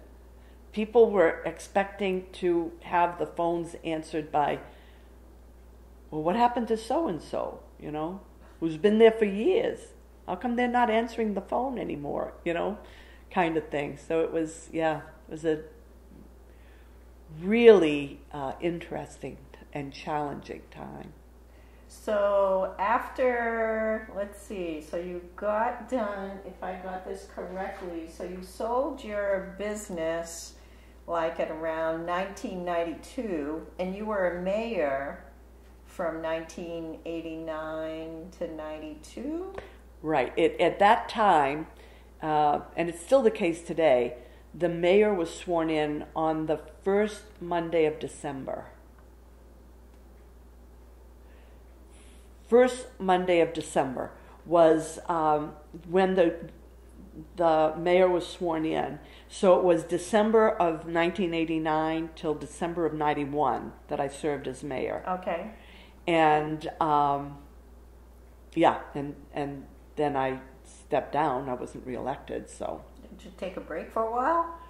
At that point, yes. Once when I lost that election, I said to myself, I talked with my kids.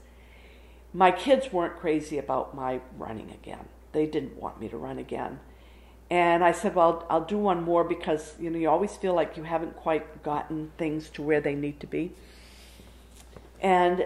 But when I lost the election, I said, okay, that's fine, because now my focus is going to be the kids.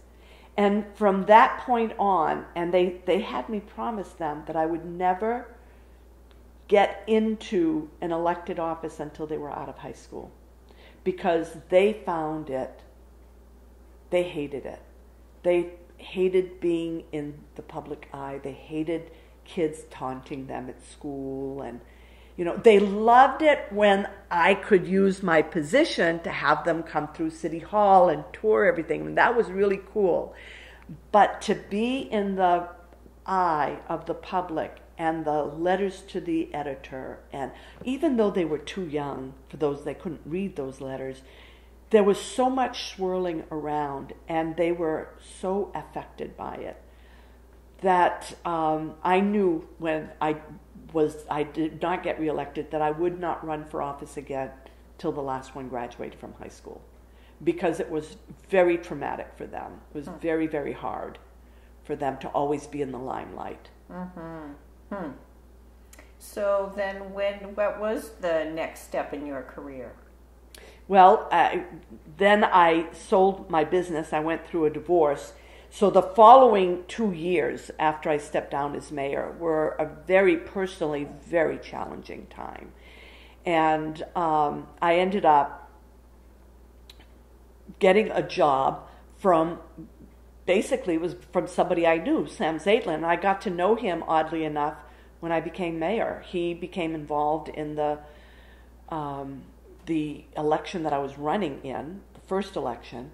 And so I got to know him then. And we became, really good friends. And so when I sold my business and I was looking for a job, he hired me part-time in his business. I knew nothing about recycling, but he said to me, what I want from you, and I know you can do, is we need to transition to a more professional. We need personnel files, and we need, everything needs to be done differently. And he had started a program hiring special needs individuals to do some of the work. He had, thought he could do that. He had one separate facility where it was slower, there wasn't as much equipment around, and he worked with, I don't know what they're called today, but it was for special needs individuals. And so he said, what I would like is for you to develop that program, develop the jobs, the job descriptions, how it's going to work, and then also the whole personnel policy for all of my employees, safety policy, because those were the days when it was like pretty freewheeling in the private sector, So I did. I set up a whole personnel system, a whole safety system, one thing after, and I was working part-time, looking for another full-time job. And he had two partners. were so impressed with the work that I did, they wanted to expand into Massachusetts, and they asked to hire me full-time so they could do an expansion. And so I went to work for them full-time. And, I needed to be working full-time because at that point, we were not divorced yet, but I was on my own. And frankly, it was a struggle financially.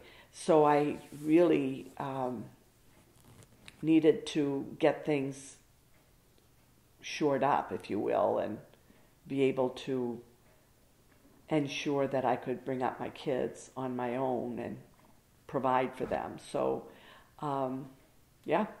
So you did that for 9 years. Yeah, and then you went to Saco Spirit. Saco Spirit. It was the forerunner to today. I think it's called. What is it called today? Heart of Biddeford, I think. Well, Heart of Biddeford is in Biddeford. Oh, okay. David Flood was, and initially we had met and thought of doing one, opening up Saco Spirit, making it the heart, like Biddeford Saco downtown core. And boy, no, that was not well received on either side of the bridge. They did not want to see a melding of the two. They wanted to keep it separate. At that time, Biddeford's downtown was in very bad. Saco's was in a good place. The Saco people did not want to take on the burden of Biddeford. But I was hired. How did that happen? Oh, well, what ended up happening is when I went to work for Izathlin and Sons, that was a family-owned business. It was privately owned. In 98, 97 maybe, 96, 97, 98, they ended up being acquired by KTI, which was Main Energy Trash.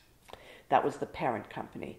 And they wanted to expand into recycling, so they figured they would buy Izathlin and Sons, the recycling arm, to be their recycling group.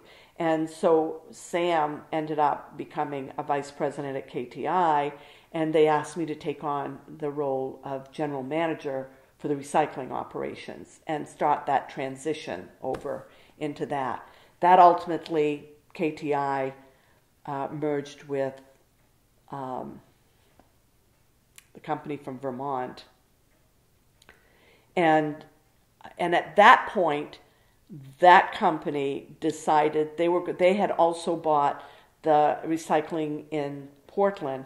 They wanted to merge the two. And so they were going to use the Portland facility for the paper recycling, which was much bigger. And they were going to close. It had outgrown the footprint in Biddeford. And at that point, we parted ways. The recycling at that time was very male-oriented. I was an anomaly, a female general manager. They didn't know what to do with me. They didn't like that I was there. It was not a good fit. They were used to the old boy network and a lot of families in different parts of the country had connections with recycling and trash. That didn't fit a woman being in charge. So that was, it was not a good fit. And when they decided that they were not going to expand in Biddeford, they didn't have the room. So they were definitely going to go in South Portland. I wasn't going there. I had 3 kids still in school. The opening for Saco Spirit was coming up. The person who was there was Brenda Libby, and she and I had become very good friends when she originally moved to Biddeford Saco to become the president of the chamber. She took on that. And then she ended up ultimately leaving that, coming to work for KTI.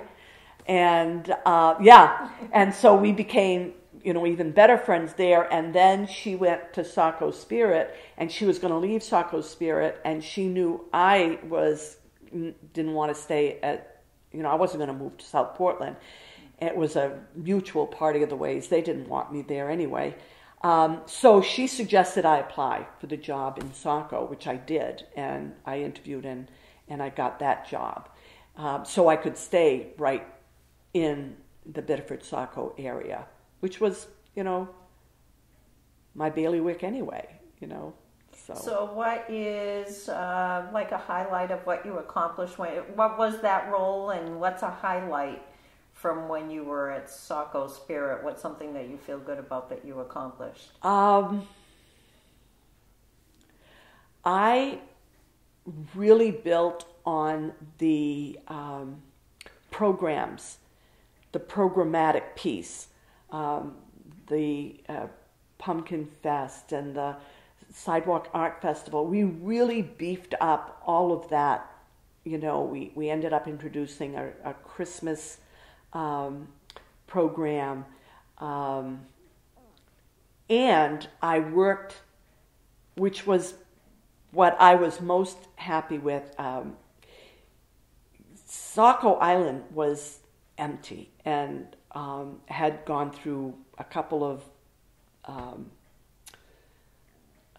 bankruptcies, and it was owned at this point by a group, one of whom was Barry Hobbins. And so Barry said to me, they didn't own all of the property, but they owned, the major piece, and they knew that they needed to be more done with the rest of it. So he and his partners asked if Saco Spirit would work to transform Saco Island, get new ownership in there, and work on the economic development front, which to me was a great challenge. I loved that piece. So that's what I worked on, and spent a lot of, because they were going to tear down what now where Pacifico is. It's slated to be completely torn down. And I thought, we now have the train station there. There's so much more vitality that we can bring. And so the only piece that had been developed was where the Social Security is, the centerpiece and the apartments. So we really worked on developing a portfolio of what the square footage was, what the opportunity was for development there. And then I started meeting with developers, one after another, trying to get them hooked into staking a claim. Was Run of the Mill there at the time? Run of the Mill was not there at the time. No, that was before. And so I ended up getting Sam Zaitlin hooked into it, and Sam brought in some partners, and that's how we ended up very basic development of that whole area, and it took off afterwards. But yeah. And from there you went to banking. And from there I went to banking. That was it was interesting to me. I did the Harvard School of Government, and right after that, the following year, I did Leadership Maine, and made a lot of connections with people, because this was towards the end of my time with Zaitlin's, and I knew I didn't want to stay at Zaitlin's. That was not, it was an industry that was not the best fit for me. It was a very, very, very male-dominated, very. They didn't know what to do with a female general manager, and they didn't like it.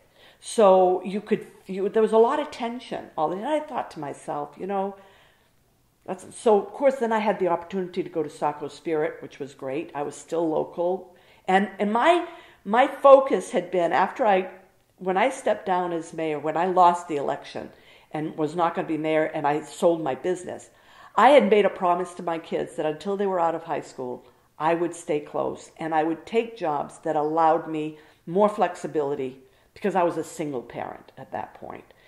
And so Zaitlin's was a perfect fit. It was right in town. And the partners knew me well enough to know that there was a lot of give and take, flexibility for my kids, which was really what I needed. And then Saco Spirit, the same thing. You know, it was right across the river. People knew me. I was a known entity. And my kids at that point were they had seen me with my kids as mayor, and then with my kids when I was under, at Zaitlin's.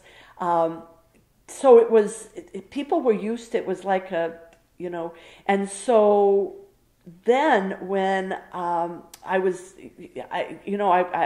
went through Leadership Maine and made a lot of connections. One of the connections I made was in the banking industry. And so one thing led to another, and there was an opening for Key Bank. They wanted to reopen a new branch in Biddeford. They had closed their branch years before.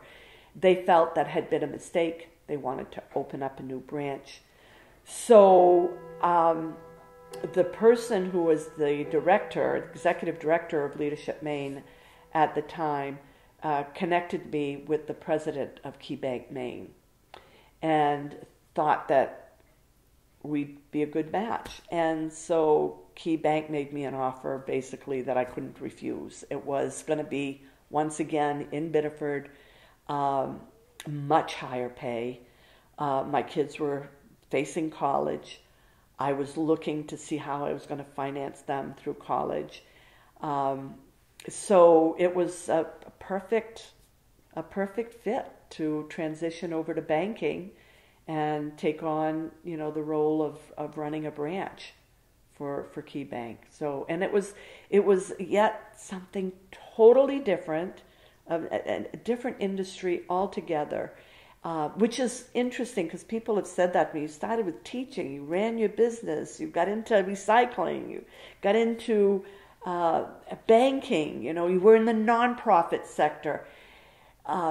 Each one of those opportunities came at a time that was a chance for me to grow and learn something new and be able to really sink my teeth into it and try to do it the best that I could, So getting into banking couldn't have happened at a better time because I was looking to putting kids through college.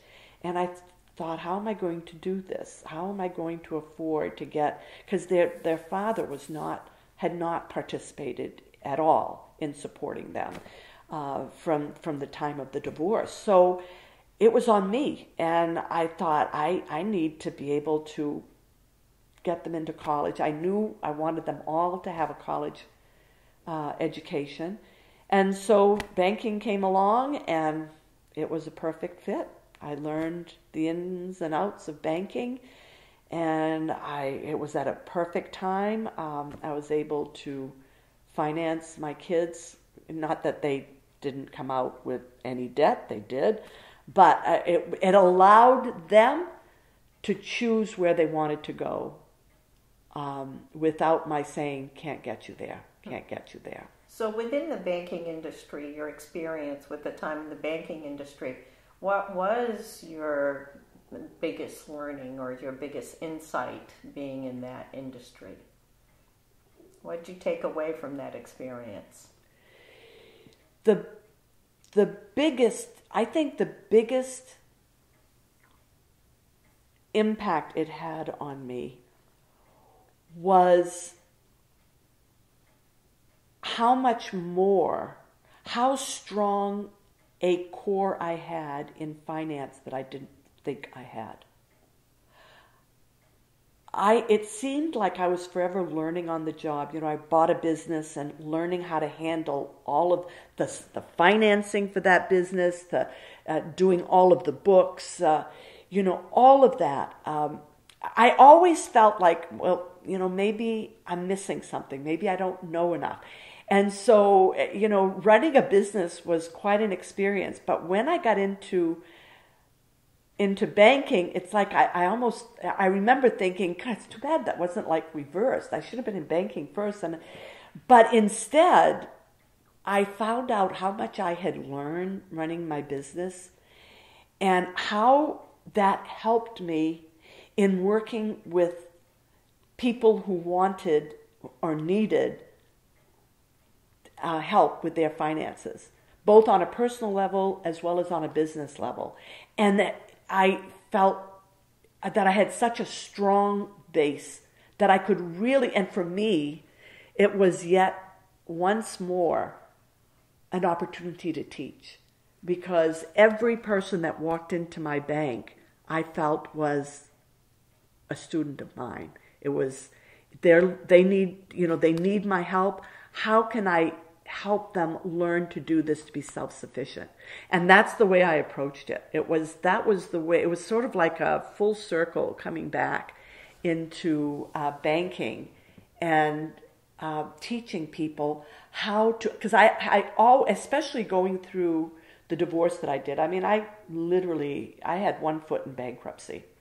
The whole goal, it was a really horrific parting.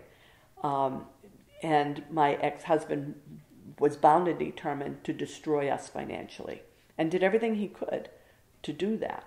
So I was literally, I was seeing a bankruptcy attorney, and I said, I remember sitting across from the bankruptcy attorney, and I said, "You don't understand. I don't want to file bankruptcy."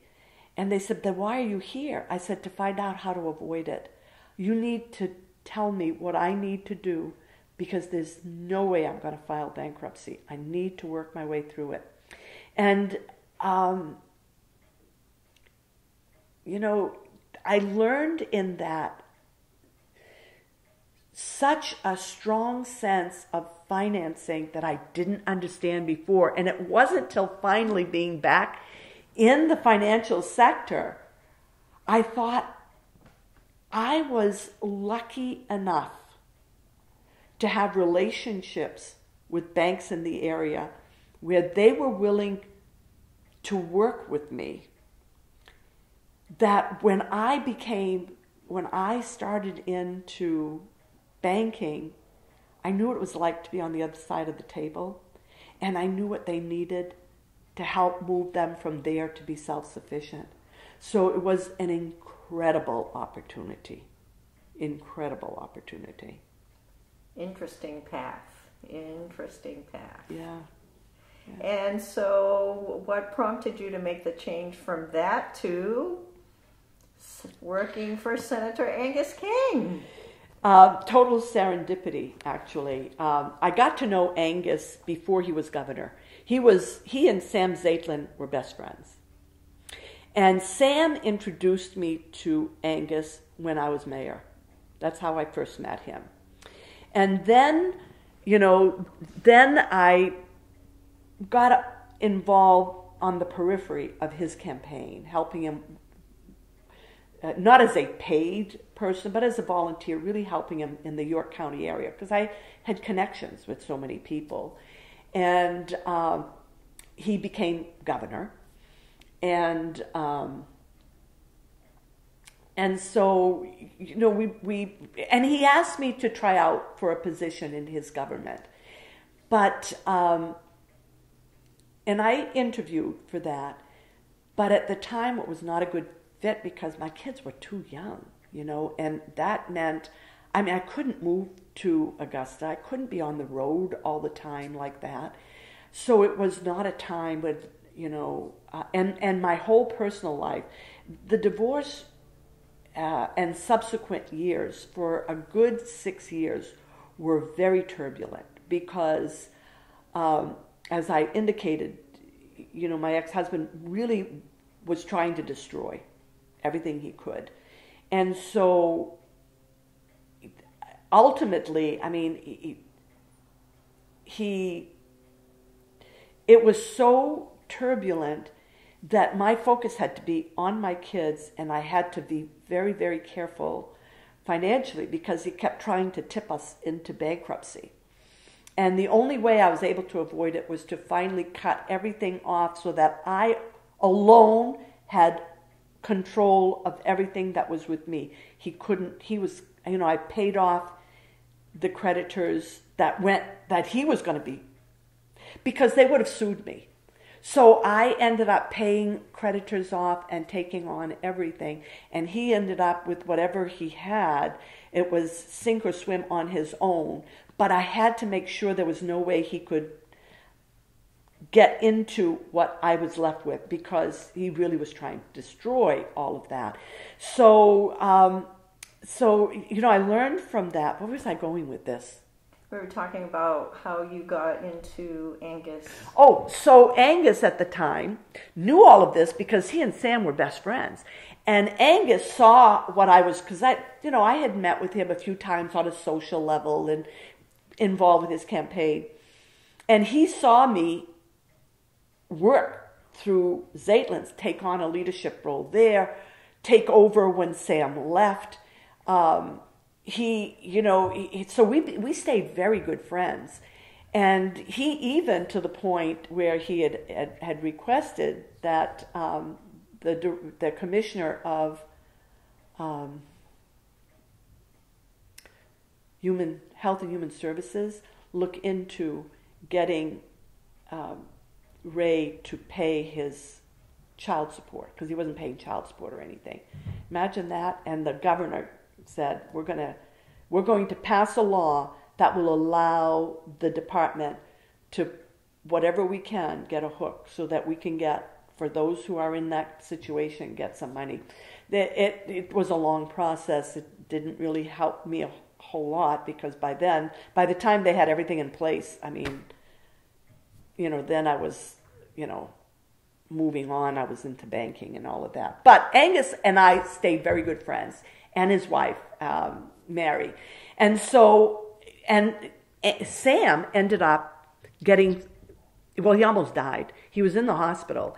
And so I went to see him on a Saturday afternoon. I went to see him to see how he was doing. And it was early December. And he had been in the hospital maybe a couple of weeks at that point. He wasn't allowed any visitors. So it was right at the beginning of being allowed visitors. So I was there Saturday afternoon, just the two of us. And there was a knock on his door. So I opened the door. It was Angus. And I said, oh my God, I hadn't seen him at that point since he had just been elected. It was right after the election. And so we started talking, and in the course of talking, he said, are you still at the bank? And I said, oh yeah, I'm still at Key Bank. He goes, oh God, Bonnie, that's so boring. How about coming to work for me? I almost fell down. I said, work for you? What would I do working for you? He goes, well, I don't know, but I've always wanted to work with you. I think it's time. He says, you didn't come to work with me when I was governor, but now that I'm senator, I think you should think about it. And I said, Angus, maybe banking is boring to you, but it pays the bills. And I said, there's no way you're going to match my income and my time off.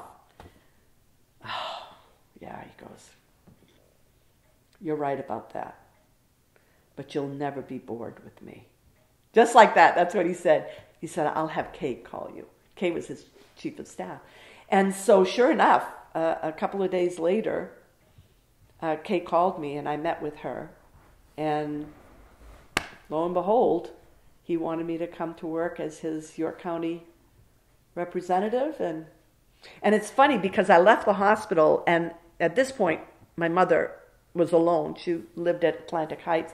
And I went to visit her. I was always there. I usually had Saturday evening dinner with her and stuff. I was over there all the time, actually. But so I went to her, and I said, you'll never guess who was at the hospital. Because I was telling her about Sam and everything, and he was coming along. And she'll never guess who showed up. She says, who? I said, Angus. She says, you're kidding me. Oh, she says, did you congratulate him? I said, of course I congratulated him. I said, but you'll never guess what he asked. She said, what? I said, he wants me to go to work for him. Oh, well, I hope you said yes. I said, no, I didn't, Mom. I said, how am I going to go to work for him? She goes, well, what do you mean? I said, well, there's no way he's going to match my benefits from the bank or my salary from the bank. My mother was sitting there. Yeah, oh, God, yeah. She says, that's true. But it'll be a heck of a lot more fun. just like that.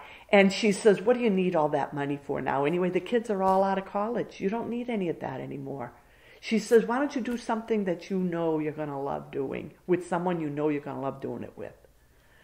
I said, are you kidding me? She goes, no, at least hear him out. And so I met with Kay, and the rest is history. I ended up going to work for him, and it's true. I loved the job. I loved it. Was for me.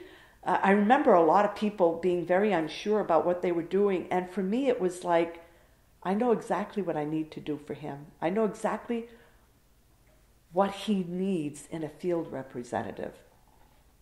And I have the time and I have the connections to do it, and it's something I love doing. So it worked out. So give me an example of one of those things that you came home after working over there one day thinking, this is great. This is why I'm doing this.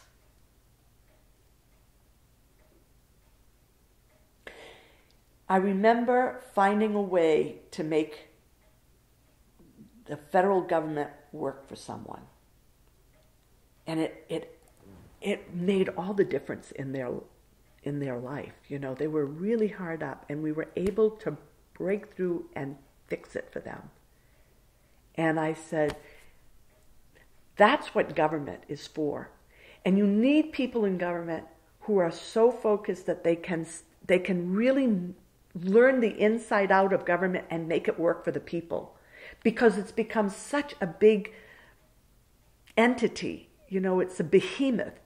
And how do you make it work for the average person, And I knew that I was in a place where I could make it work for the average person. And that to me was very gratifying. I knew that it was a great way to finish. I knew that I was going to be with him till I was ready to retire. And I actually figured I knew he would do an excellent job, so that he would win. I felt if he won the first election, he would win again for real. And I never thought he would go for a third term. So I figured, you know what, this will be a great way to end my career. I'll be doing something I love back in the federal government. I feel comfortable. I'm working with people that I love, that I can believe in, that I feel I can vouch for, And when he ever made the decision that he was going to run again, I said, no, I'm all done. That's when I knew. I said, I'm going to be 70 years old this year. And it was, thank God that COVID hit when it did, because we were all in place long enough that we were able to make sure that all of the programs that were coming down the pike from the federal government to help those, we were able to make sure that all worked on the ground level, But it became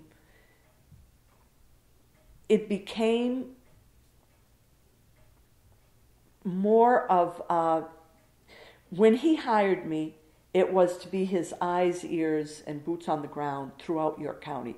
I was on the road all the time, 7 days a week, and I was everywhere.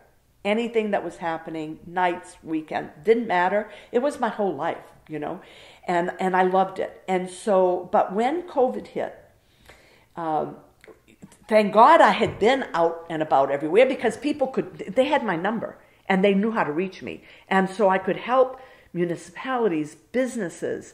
I mean, I had spent so much time at businesses around that I could really, they knew how to reach me, and I could get the help that they needed, through the SBA and all of that. But then when we slowly started opening, they didn't want us out in the field. We had to be in the office. And that became, answering phone calls. And it's sad to say, but under the Trump administration, it was very ugly. I mean, people were not pleasant on the phone, and they were not polite. And it became harder and harder to try and get the help for people that they needed, get beyond the vitriol. And, it would wear you out. By the time they got through with their diatribe, and then you could figure out what it is they needed, then it was a matter of getting that help and getting it to them. But you had to go through, it was exhausting. It was exhausting. It was ugly. And I said, then, we went through the second election and he lost. And so I said, okay, well, but when Angus decided to run again, by then I already could sense, just going around with all the interaction I had a feeling that Trump was going to end up running again. And it was going to be a presidential election at the same time as his Senate re-election. And I said, not for me. I am not going through that. There aren't enough years left in my life to subject myself to that. And so I called him up and I told him that. He was shocked. It took him about 5 months to finally accept that I was definitely leaving.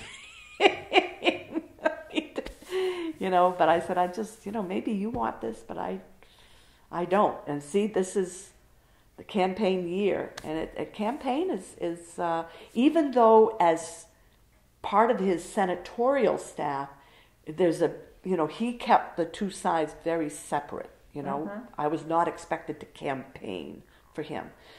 But during a campaign cycle, there's a lot that filters through, and what happens on the outside, you're fielding calls on the inside that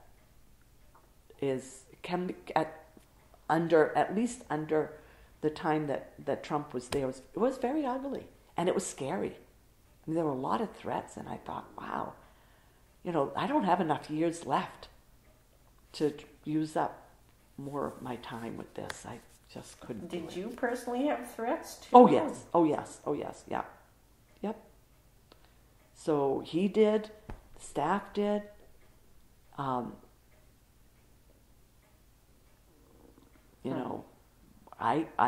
know of people who worked for Senator Collins who left, said, forget it. You don't pay me enough to put up with those threats. It was ugly. It was an ugly time. That campaign was very, very ugly. So what's an insight about Senator King that maybe people aren't aware of? That aren't aware of? Mm-hmm.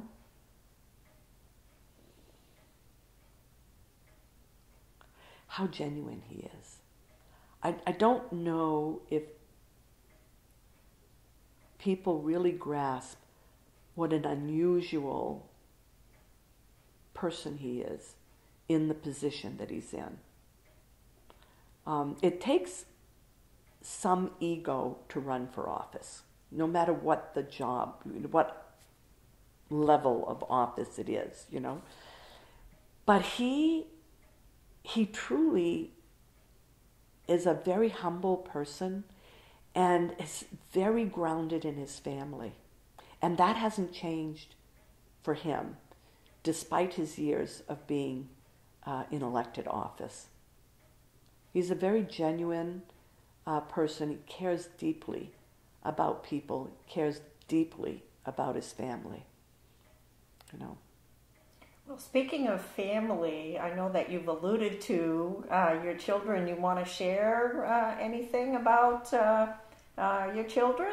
Oh my. I guess it's funny because in the early years, their lives were so public that when I lost the re-election, and it was, the kids said to me then, they asked me to promise them, and I promised them, that I would not be in the public eye, that I would not run for office again while they were living at home.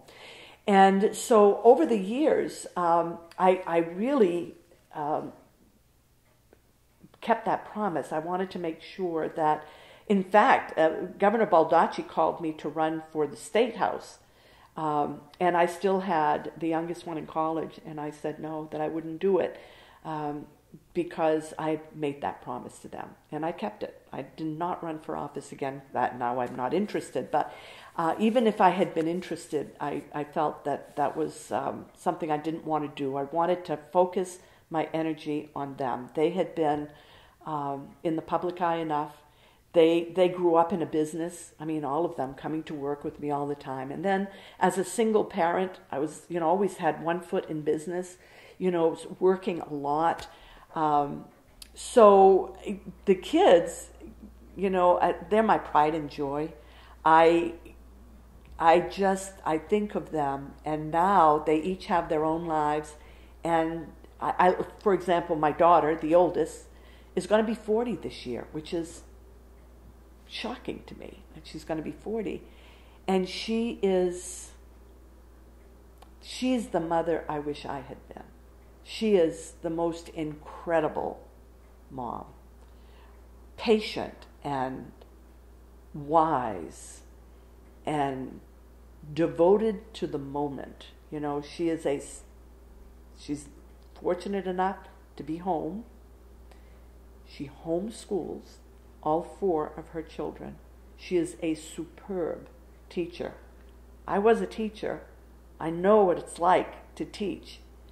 And to teach 4 different levels at once and to make it work is truly astonishing. And she's she could be a teacher anywhere. I mean, she is an excellent teacher. She's also an excellent mother. It's a joy to see her with her kids, doing what they do. Her 4 children are incredibly fortunate to have her and her husband as their parents. Kendra and her husband have a very strong friendship relationship, and both of them are superb parents. Superb. And then I have my 2 sons. There's Barrett, who's a teacher, and it's funny because I used to always say to him, I can see you as a teacher. I think you'd be a great teacher. And he'd say, I'm not going to be a teacher. And he was always the one fighting to not do his homework and not be, I was always getting calls from teachers because of him. And yet he's the one who becomes the teacher, and he is an excellent teacher. He teaches special ed. He has the patience of Job, that guy. He, of the 3 of my kids, he's the one who is the least intense. My daughter is type A. My youngest son, very intense, personality, very focused on what they do. Barrett, on the other hand, is the one who is far more laissez-faire and, and he has a way of connecting with his students that's truly astonishing. To the point that, kids who are not special ed come to him for guidance. He coached for a bit. They loved him as a coach. He's not coaching now, but he's an excellent teacher. Like I said, he has the patience of Job, and he just has this attitude, this way of bringing out kids, making them relax, helping them to learn. He's an excellent teacher. And then the youngest one, Byron, is like a mixture of the 2 older ones. He was only 3 when their father left, and was the one that was least connected, I guess, to his father, because their father was more comfortable with the kids as they got older, but when they were little, he didn't have that wasn't his shtick, So Byron is sort of like a melding of Kendra and Barrett. He just, like sometimes I watch him with his nieces and nephews, and his way of, he's like a father to them. You know, he's very, knows how to make them toe the line, and he. It's really funny. I can already picture him as a father, where Barrett would be more or less laissez-faire. Byron would be like Kendra, very more of a type A, making sure they toe the line. And I don't know if Barrett or Byron will ever get married or have kids, but they're something to watch. As adults, I just adore all three of my kids. And I even count my son-in-law as my fourth kid.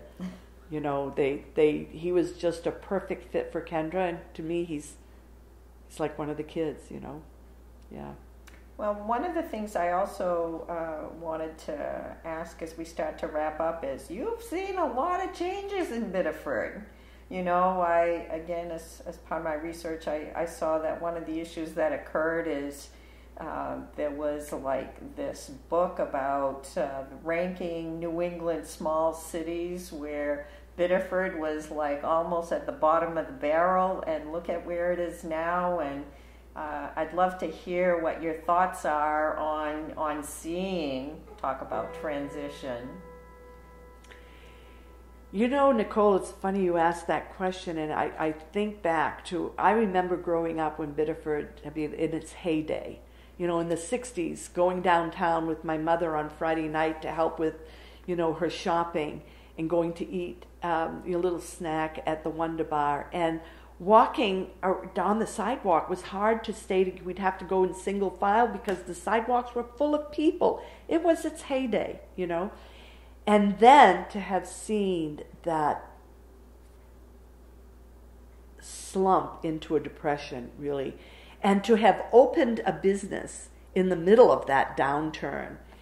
And people would say to me, are you crazy? Biddeford? Why would? And I said, it's going to, you don't know it, but it's going to turn around.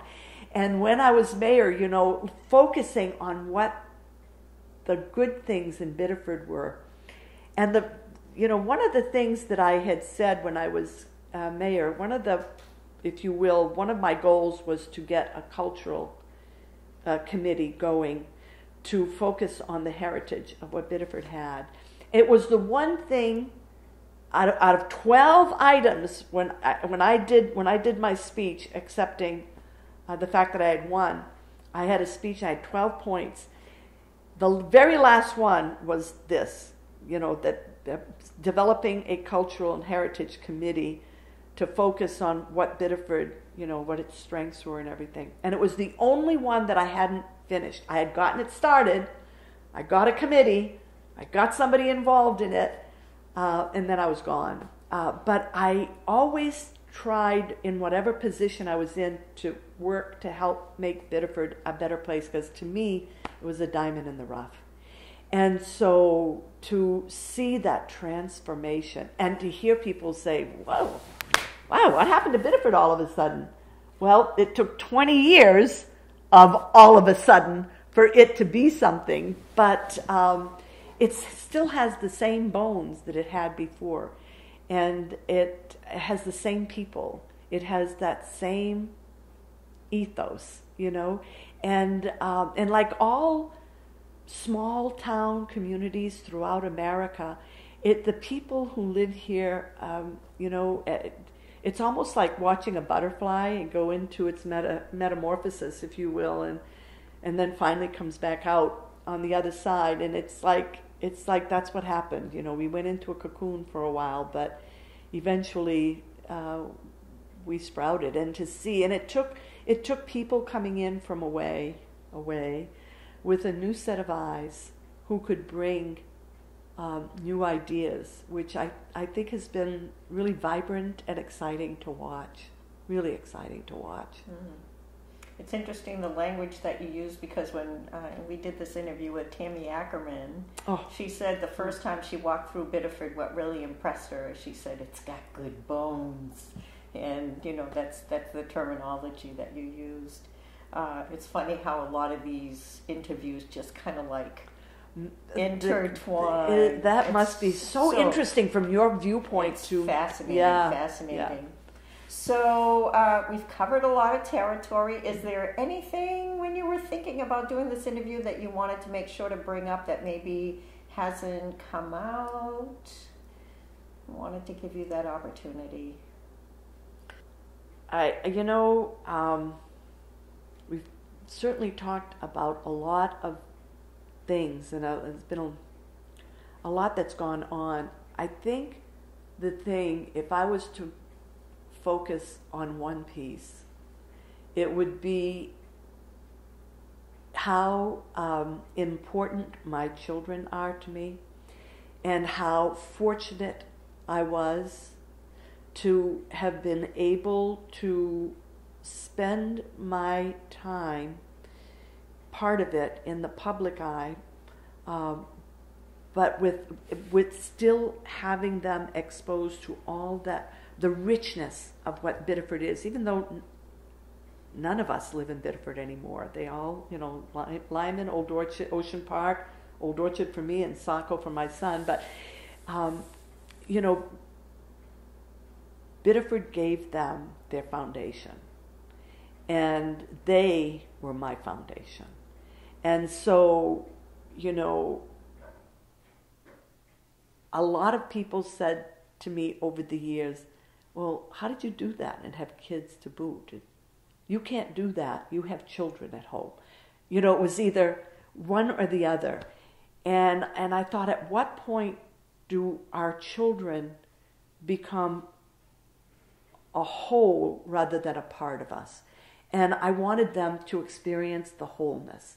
So, I loved having children. And when I was teaching and people said to me, well, find somebody to take care of them, I didn't want to. I wanted them with me. And so that's why I started looking for a business, because I figured I can't bring my kids to school with me, but who says I can't bring them into my business? If it's my business, I can do what I want. And that was the impetus for getting a business, was so that once I started with children, they were going to be with me. Because I knew, my husband would always say, well, you're going to have to work. You're going to have to work. And I figured I'm going to have to work. But I figured if I'm going to have to work, I'm going to work at something where they're going to be with me. When I sold my business, they were all in school. And I went to work for Sam Zaitlin. And he said, will you come to work for me? I said, on one condition. And that condition is that my kids come first. They have had to play second fiddle to everything. And now they're first. So if I have to leave for my kids, if there's something at school, whatever, my kids come first. And he said, great, you can even bring them to work with you, which I did.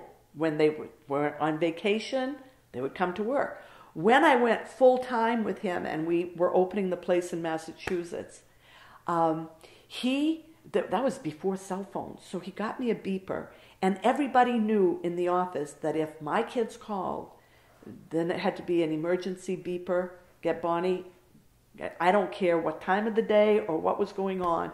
And every chance he could, he would set up so the kids, I was home every night, but if there was going to be something long and involved, he would give me take the kids, and he'd set us up in a hotel and make sure that the kids were with me. It's not everybody that does that, right? So those were some of the things, the kids were really important to me. And I promised them when I left, when I was not reelected, they said to me, promise us you will not serve in public office until we're out of high school. And so when John Baldacci asked me, I said, no, I made them a promise and I'm going to keep it. I won't, Wow. Well, Bonnie, this has been absolutely fascinating. And I want to thank you for taking the time. First of all, thank you for everything that you've done, especially for our community. And also thank you for taking the time to share your story with us. You're very welcome, Nicole. Two things. One is it's a pleasure to reconnect with you after, the years since high school. It's also, I have to commend you for the extraordinary job you're doing. I have listened, not to every interview you have done, but to many of them. And I can't believe the richness in those interviews and the diversity, thinking about Biddeford and how far we've come. It's, that's a legacy that you are going to leave through posterity, So that's really something. And for me, on a personal level, I hope I didn't talk too much. I feel like sometimes I can get really, there were a lot of things that happened. So, it's, you try and give a little bit to everything that happened and hope you've covered it in a way that makes sense. Well, Bonnie, thank you for your kind words. That really means a lot. Well, again, thank you for the work that you do, because take from somebody who was born and brought up in Biddeford, I love what the cultural and heritage has pulled together. It is such a deep organization. There's so much depth to it, so much richness, and a big part of that are the stories you're capturing of the people who have made Biddeford their home. Well, this is a perfect note to end this interview on, so thank you, Bonnie. Mm-hmm.